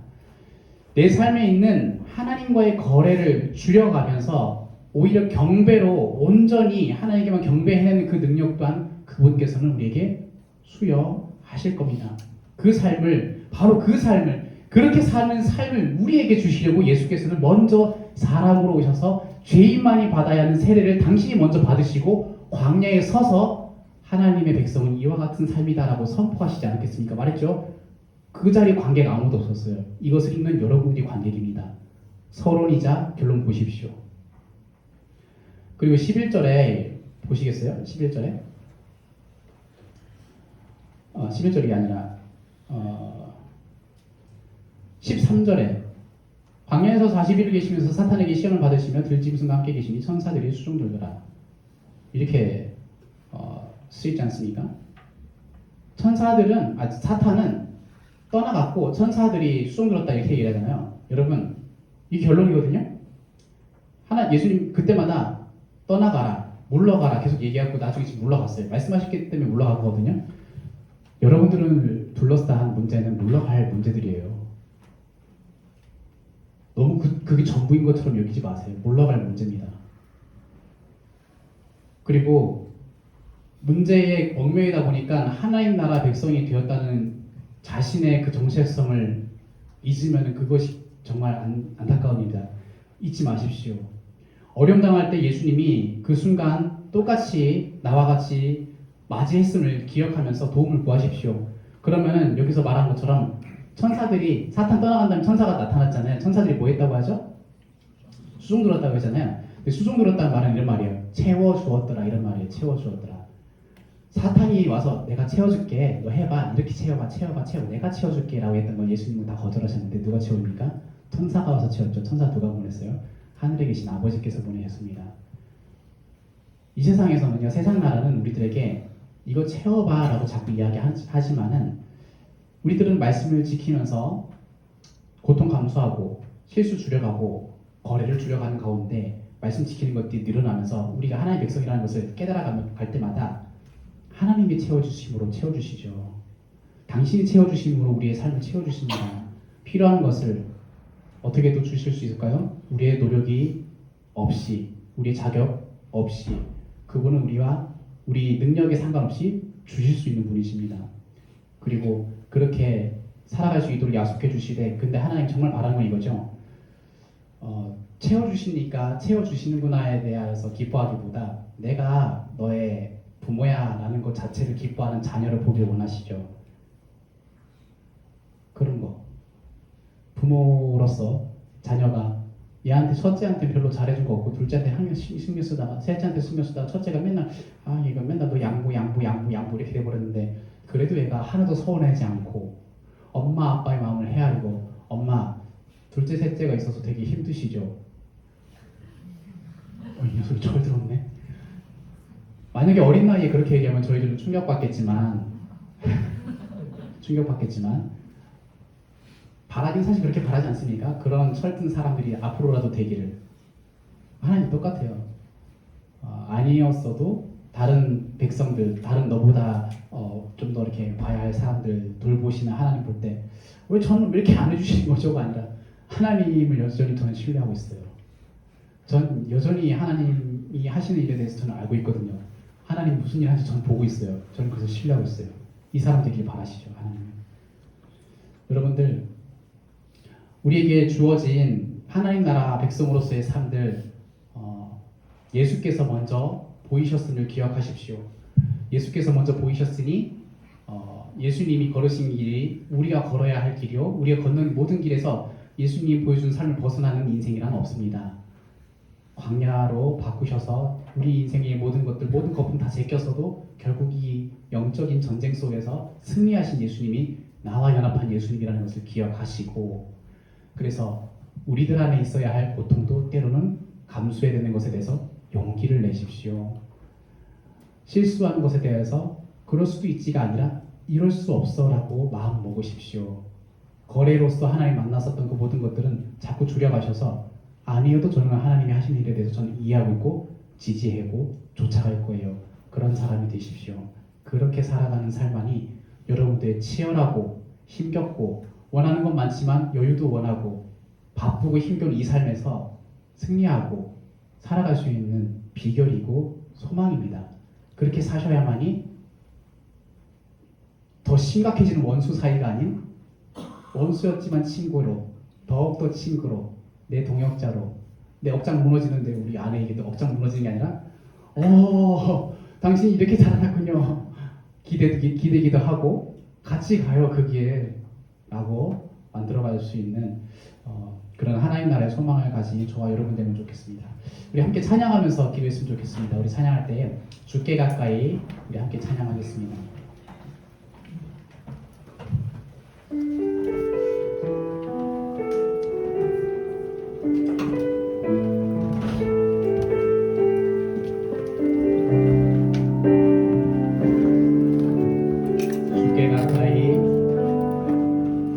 주께 가까이 날 이끄소서. 간절히 주님만을 원하니 채워주소서. 주의 사랑을 채워주소서. 주의 사랑을 진정한 찬양 드릴 수 있도록 주께 가까이 주께 날 이끄소서. 날 이끄소서. 간절히 주님만을 원합니다. 채워주소서. 주의 사랑을 채워주소서. 주의 진정한 찬양 드릴 수 있도록 진정한 찬양. 목마른 나의 영혼 주를 부르니 목마른 나의 영혼 주를 부르니 나의 맘 만져 주소서. 주님만을 원합니다. 원합니다. 나의 맘 다시 한번 주께 가까이 날 이끄소서. 주께 가까이 날 이끄소서. 간절히 주님만을 원합니다. 채워주소서. 주의 사랑을 채워주소서. 주의 진정한 찬양 드릴 수 있도록 진정한 찬양. 목마른 나의 영혼 주를 부르니 목마른 나의 영혼 주를 부르니 나의 맘 만져 주소서. 주님만을 원합니다. 더 원합니다. 나의 맘 목마른 나의 영혼 주를 부르니 목마른 나의 영혼 주를 부르니 나의 맘 만져 주소서. 주님만을 원합니다. 더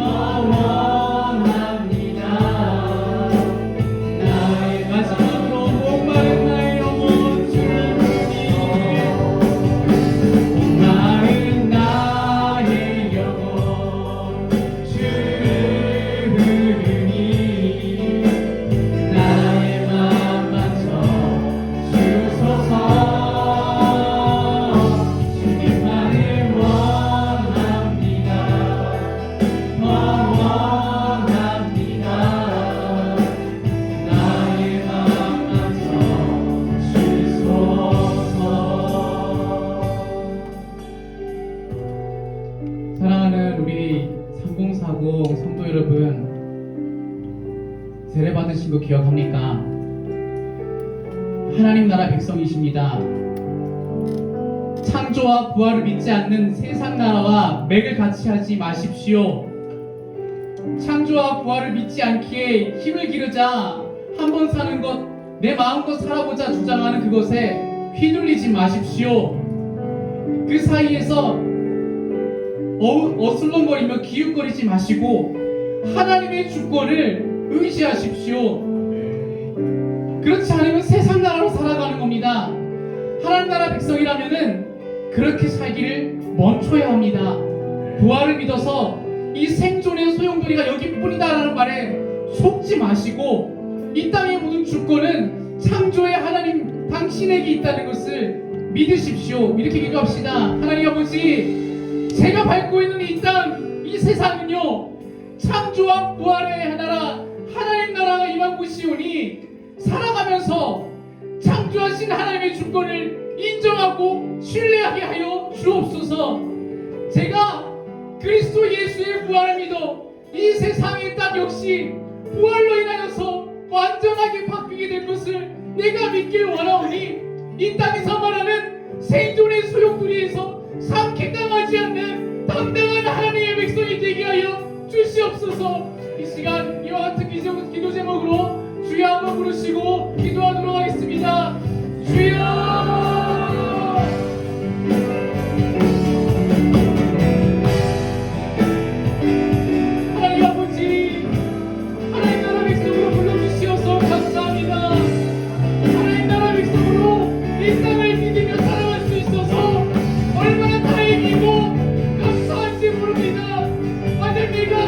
세상 나라의 사람으로 살았더라면 내가 가슴이 부약하고 내가 가진 배경과 내 힘이 약하여서 얼마나 좌절과 괴롭힘이나 공포주의로 살았을 것인데 하나님 나에게 세계의 혈통을 주셔서 하나님의 영원한 나라 하나님 나라 백성이 되게 하시면 감사합니다. 아버지 하나님, 우리들은 창조와 부활을 믿기를 원합니다.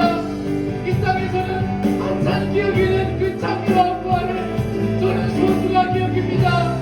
이 땅에서는 믿지 않는 그 창조와 부활을 저는 신뢰합니다. 우리들은 그것을 믿고 이 세상을 살아가는 하나님 나라 백성입니다. 아버지 하나님, 성공하고자 방향 잡지 않고 창조와 부활을 통하여서 하나님께로 나아가는 우리들의 인생 되게 하여 주시옵소서. 아버지 하나님, 우리들의 마음을 유혹하고 속이고 우리들의 마음을 흔들고 있는 모든 순간마다 하나님의 주권을 신뢰할 수 있게 해주십시오. 하나님의 주권을 신뢰할 수 있게 해주십시오. 하나님의 주권을 신뢰하면서 내 인생의 모든 순간을 살아갈 수 있도록 믿음을 주시고 은혜를 베풀어 주시고 함께하여 주시옵소서. 우리 안에서 세상 사람들이 왜 그렇게 안 사는 것을 목숨 걸려고 할 때, 왜 그렇게 안 사는 것을 목숨 걸려고 말할 때, 조롱할 때, 나는 그 안 사는 것을 받아 살아가는 사람이다. 나는 그 안 사는 것을 받고 살아가는 하나님 나라 백성이다. 당당하게 말할 수 있게 해주십시오.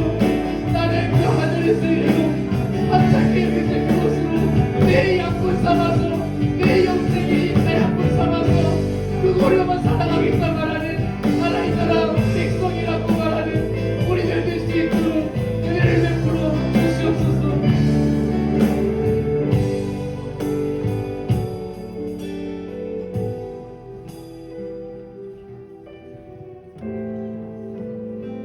예수님이 광야에서 세례 받으시면서 하나님께로부터 들었던 말, 너는 내 사랑하는 아들이라 내가 너를 기뻐하노라. 그곳에 관중도 청중도 없었습니다.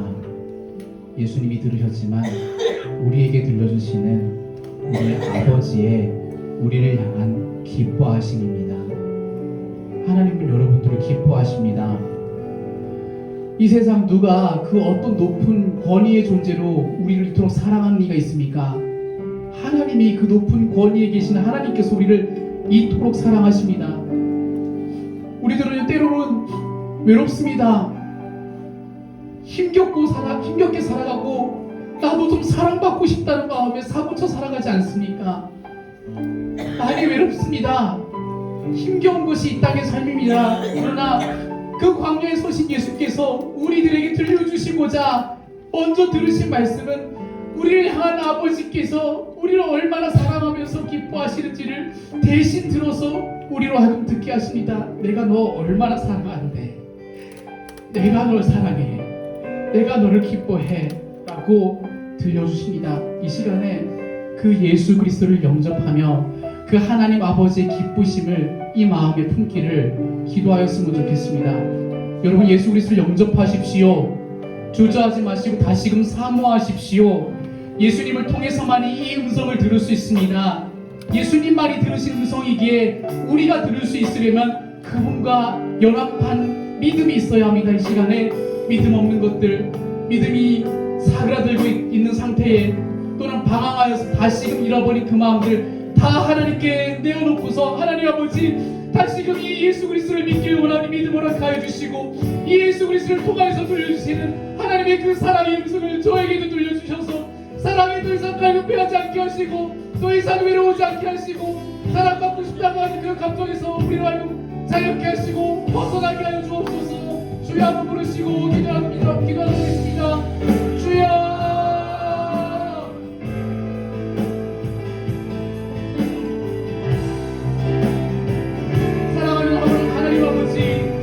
예수님이 이 땅 가운데 세례받으시면서 세례받은 모든 자들에게 이 하나님의 음성을 들려주심을 감사합니다.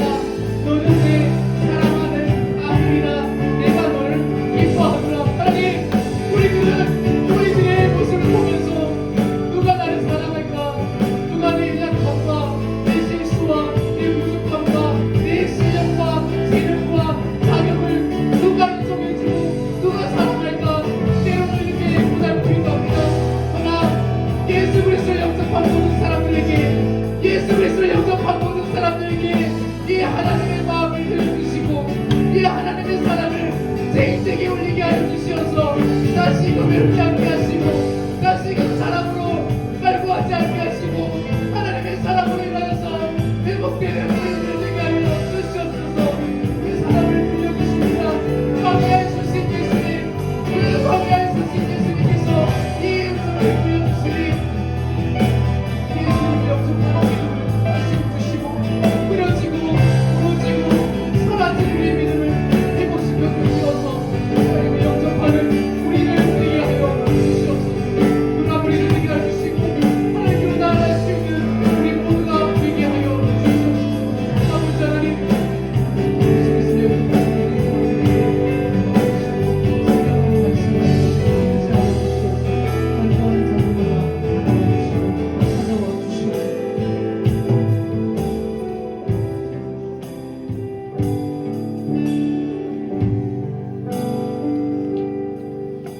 하나님 나라 백성에게 감수해야 할 고통이 있음을 기억하십시오. 어쩌면 너무 조금만 힘들면 하나님 없으니까 빨리 좀 바꿔줘야 되는 거 아니에요? 우리는 징징대는 것에만 익숙해지는 건 아닌지 모릅니다.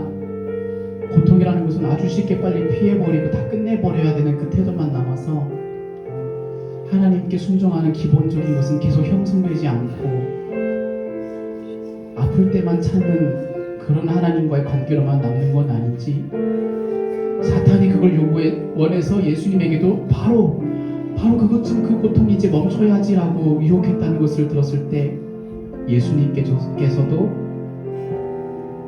40일 굶으셨지만 또 굶기를 결정하시면서 감수하시고 말씀을 지키는 그 위대한 일상을 우리에게 보여주셨으니 그 예수 그리스도 영접한 모든 사람에게 고통을 감수할 수 있는 능력과 그 안목을 주셔서 하나님의 말씀을 더욱 순종하기 위하여서라면은 하나님 저에게 주신 이 고통과 아픔과 이런 것들도 감수해낼 수 있는 능력을 주시고 그 마음을 주셔서 하나님의 말씀을 지켜내고 순종해내고야만은 그것을 나에게 굵직하고 진득한 그 견고한 순종의 모습으로 이루어지게 해 주시옵소서.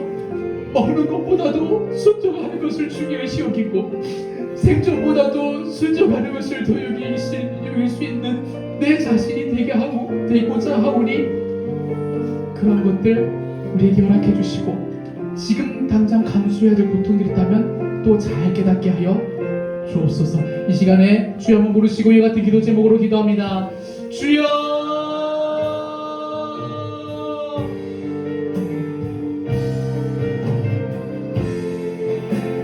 하나님 아버지, 하나님 나라 백성이 되면은 고통과 승부가는 삶이 될 줄 알았는데 빨리 고통이 사라져야 된다고 믿었는데 하나님은 고통을 사그라뜨리고 빨리 제거해 주시는 분이어야 된다고 생각했는데 예수님은 오히려 고통을 더 당하기로 감수하셨으니 하나님 아버지, 하나님 나라 백성이 무엇이 우선되어야 되는지 말씀을 순종하기 위해서라면 우리에게 있는 이 고통도 감수할 수 있는 그러한 우리가 되게 하여 주십시오. 고통을 감수하는 능력을 자꾸 약해져가서 하나님을 찾는 것은 너무 빈약해지고 하나님께 순종하는 건 너무 약해져가는데 힘들다고 찡찡대는 것 많아져가는데 고통에 대해서 너무나 취약해져가는데 예수님 우리 삶 속에서 우리들은 다시 고통을 감수하기로 결정하는 말씀에 순종하기 위하여서 이와 같은 결정도 해낼 수 있는 그러한 우리를 될 수 있도록 아버지 하나님 은혜를 베풀어 주시고 그 믿음을 주시고 그 예수 그리스도의 그 일하심을 따라서 나도 그 길을 걷게 하여 주시옵소서. 나도 그와 같은 길을 걷게 하여 주시옵소서. 나도 말씀에 순종하기 위해서 지켜내기 위해서 고통을 감수할 수 있는 마음을 갖게 하여 주시고 지금 우리 성도들 중에 그 고통으로 인하여서 위로하고 아파하는 자들에게 아버지 하나님 다시금 이길 수 있게 해주시고 견딜 수 있게 해주시고 말씀을 순종하기 위해서라면 하나님 이 소중한 일상을 지켜낼 수 있도록 은혜 베풀어 주시옵소서. 은혜 베풀어 주시옵소서. 순종의 힘들을 우리에게도 허락하여 주시고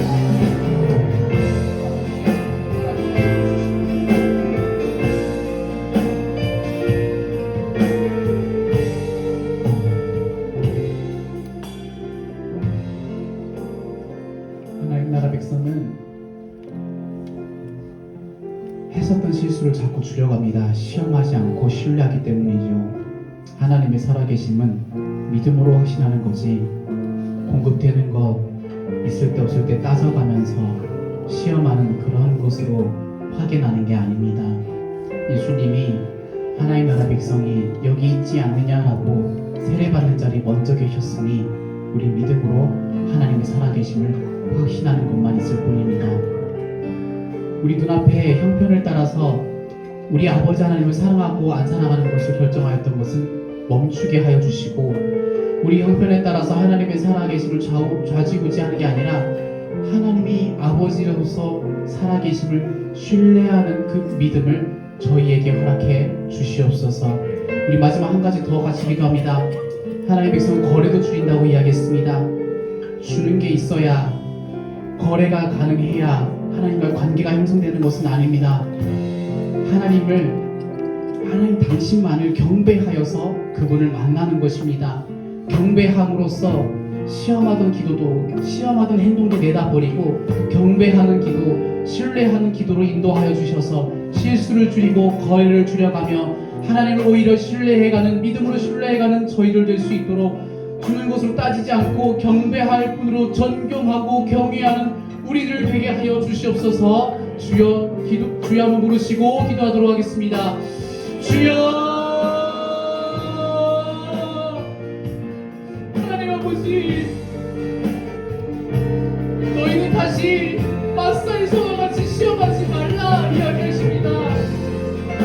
옛날 이스라엘 사람들이 했었던 그 시험 다시 반복하지 말라고 얘기합니다. 우리들의 삶에 나는 보이지 몰랐어도 내 능력과 실력과 상관없이 얼마나 많은 것들이 이미 공급되어 있었는지 보게 하시고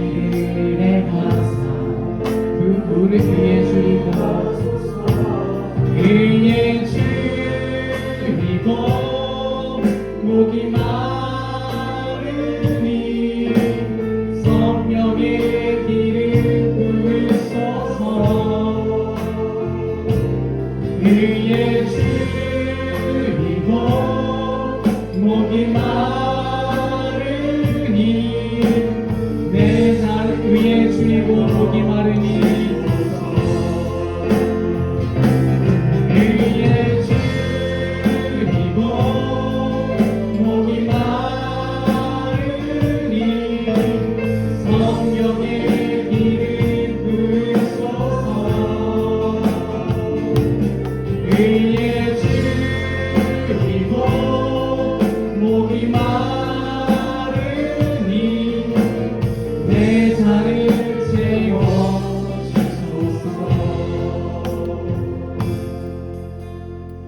가정 위해서 기도합시다. 하나님 아버지, 우리 가정이 세상 나라로 살지 않고 하나님 나라로 살아가는 가정 되게 하여 주옵소서. 가족 구성원 모두가 하나 되어 하나님 나라 백성으로 살아갈 수 있도록 믿음을 허락하여 주옵소서. 서로 주고받았던 고통이 짜증과 실증으로 상처로 남을 수 있지만 우리는 말씀을 지키며 하나님께 순종하기 위해 어떠한 것들은 감수할 수 있음을 기억하니 마음 먹고 정말 되어지는 역사가 나타나게 하여 주옵소서. 부부관계에서 무너지는 신뢰가 회복되게 하여 주시옵소서. 다툼이나 원망이 사탄이 얼마나 기뻐할 일인지 생각하며 우리는 하나님의 나라 백성으로서 무엇을 바라봐야 될지 잘 극복하게 하여 주옵소서. 그리고 우리 자녀들도 위해서 같이 기도합시다. 우리 자녀들에게 양육할 때에 하나님의 한량없는 은혜가 필요하오니 허락해 주옵소서. 바쁘고 분주하여 피곤하다는 이유로 계속 저 곁으로 내몰리는 우리의 마음은 상처도 그리고 심심한 그런 마음도 그리고 상한 마음으로 있으나 말씀으로 채워주셔서 이 지그시 해야 될 일들을 끝까지 잘 해낼 수 있도록 보호하여 주옵소서. 특별히 아픔을 갖고 힘든 문제를 안고 있는 우리 자녀들 하나님이 어루어 만져주시고 그 어루어 만져주심으로 인한 인생이 시험의 인생이 아니라 기회의 인생 되어서 오히려 잘 이겨내고 더 신뢰할 수 있는 길로 나아가는 우리들의 자녀 되게 하여 주옵소서. 우리 가정과 부부와 자녀들 위해서 주여 한번 부르시고 시간 기도하도록 하겠습니다. 주여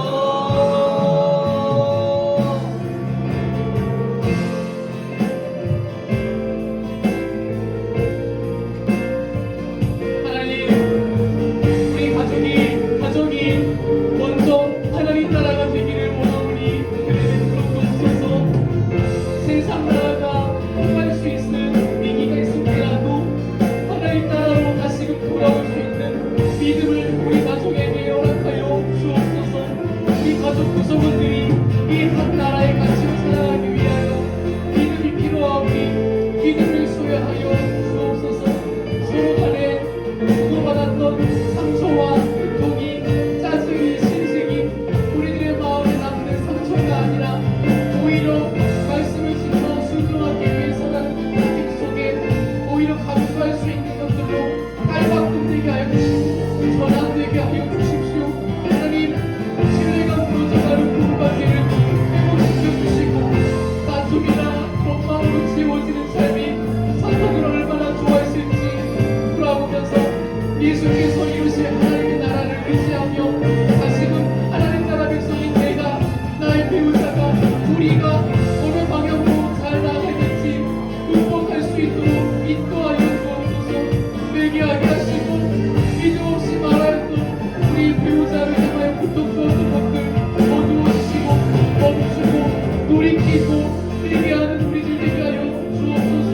아버지 하나님 우리 자녀들에게 하나님이 맡기시었으니 지도할 때에 은혜 베풀어 주십시오. 바쁘고 분주하고 피곤하셔서 저 멀리 내몰립니다. 우리 사랑하는 아들 딸들이 저 멀리 내몰릴 때 우리 마음도 아프고 답답하고 답답합니다.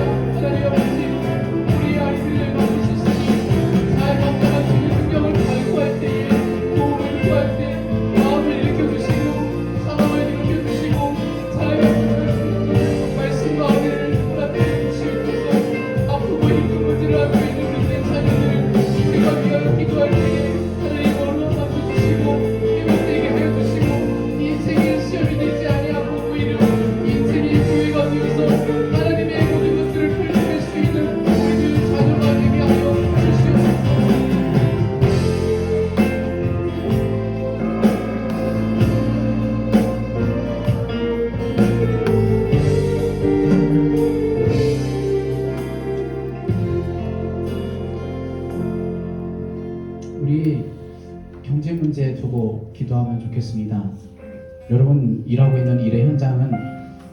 먼저 하나님이 아주 오래전부터 기반을 가져놓기 때문에 세워져 있는 모든 직장 터전이죠. 감사하실 수 있길 바라고, 또한 그곳 가운데서도 세상 나라가 아닌 하나님 나라로 살아갈 수 있도록 예수 그리스도를 생각하면서 당당하게 살아갈 수 있는 믿음을 달라고 기도합시다. 하나님 아버지, 직장 생활이라도 세상 나라를 살아가는 수많은 사람들에게는 친절을 베푸는 여유를 우리에게 주시고, 하나님 나라의 정체성을 버려서 가면서까지 그들과 어깨를 나란히 하지 않는 지혜도 허락하여 주십시오. 하나님 나라 백성으로서 그 현장을 살아갈 때에 길을 인도하여 주시고 동행하여 주실 그리스도 예수를 생각하면서 당당히 구할 때 인도하여 주시고 열어주시어서 그 현장마다 그리스도의 승리, 예수 그리스도의 승리를 기억하며, 또한 사탄은 떠나가며 문제는 떠나갈 것임을 신뢰하며 전사들을 통해 하나님의 공급하심, 채워주심을 보았던 것처럼 우리가 일하는 모든 현장, 나아가서는 우리의 모든 먹을 것을 채워주실 모든 일터와 장차 얻어야 될 자리마저도 하나님께 의탁하며 의뢰하오니, 우리의 먹고 사는 모든 일터와 경제 문제가, 건강 문제가 하나님 앞에서 온전히 맡겨진 우리를 되게 하여 주시옵소서. 그와 같이 우리 직장과 일터를 하나님께 올려드리오니 인도하여 주시옵소서. 은혜와 여유와 용기를 허락하여 주시고 지혜를 허락하여 주시옵소서. 우리 경제 문제와 직장 문제를 두고서 이 시간에 주여 한번 부르시고 이 시간 기도하도록 하겠습니다. 주여,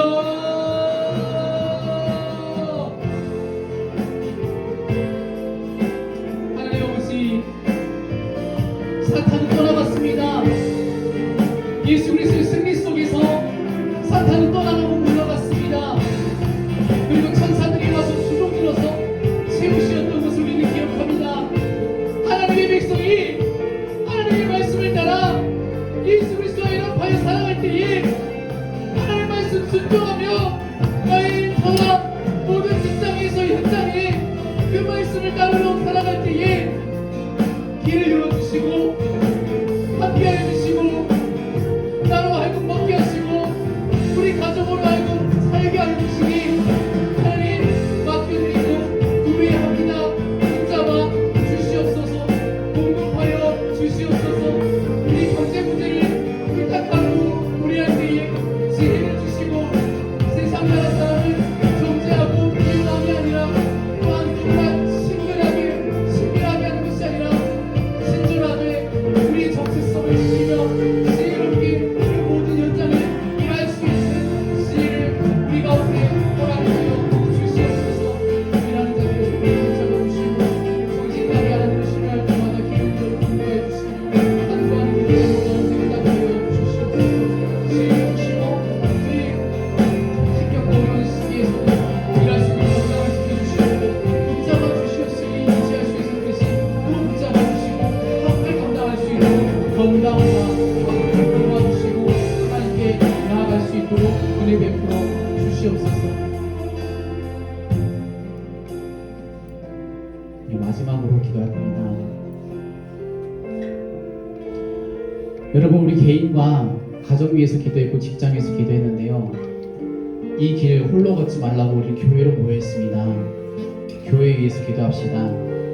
하나님, 우리 교회가 하나님 나라로 충만하게 하여 주옵소서.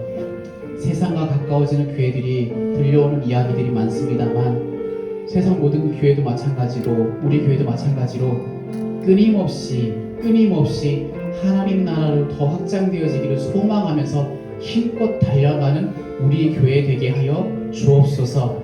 말씀을 순종하기보다 고통을 피하려고 수를 쓰는 교회가 아니라 예수 그리스도와 연합하기를 무엇보다도 애를 쓰는 교회, 예수 그리스도와 연합하기 위하여 어떤 순간도 이겨내고야만 하는 그러한 교회, 그렇게 해서 하나님 나라로 인해서 부흥하는 우리 한빛교회 되게 하여 주옵소서. 또 이렇게 기도합시다. 여러분 이곳에 오신 분들은 약 40가정이신데요 우리 교회에 30, 40대 분들 약 130가정 있습니다. 60가정은 대체로 잘 안 오십니다. 꼭 여기 와야 되는 것은 아니지만 그분들의 마음을 우리 생각하면서 같이 기도합시다.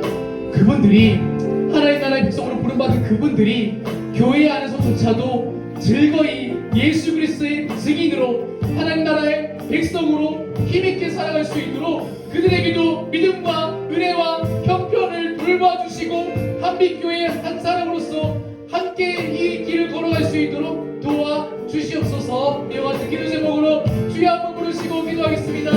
주여.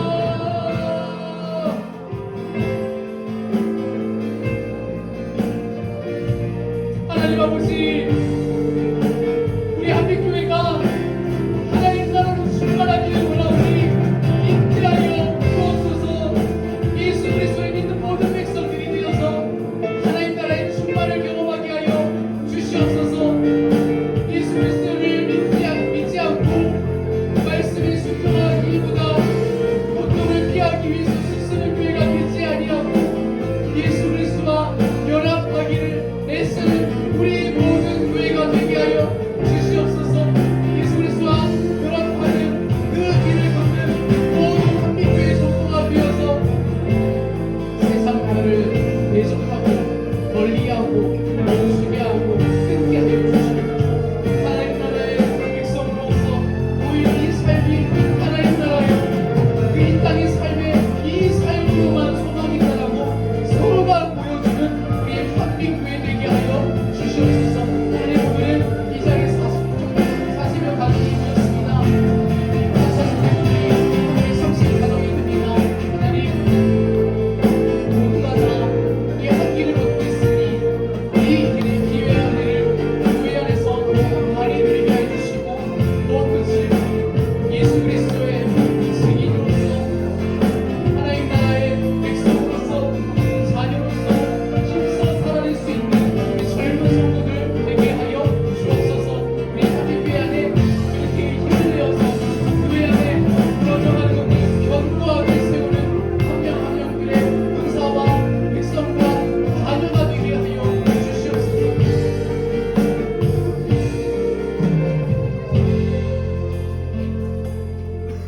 하나님 아버지,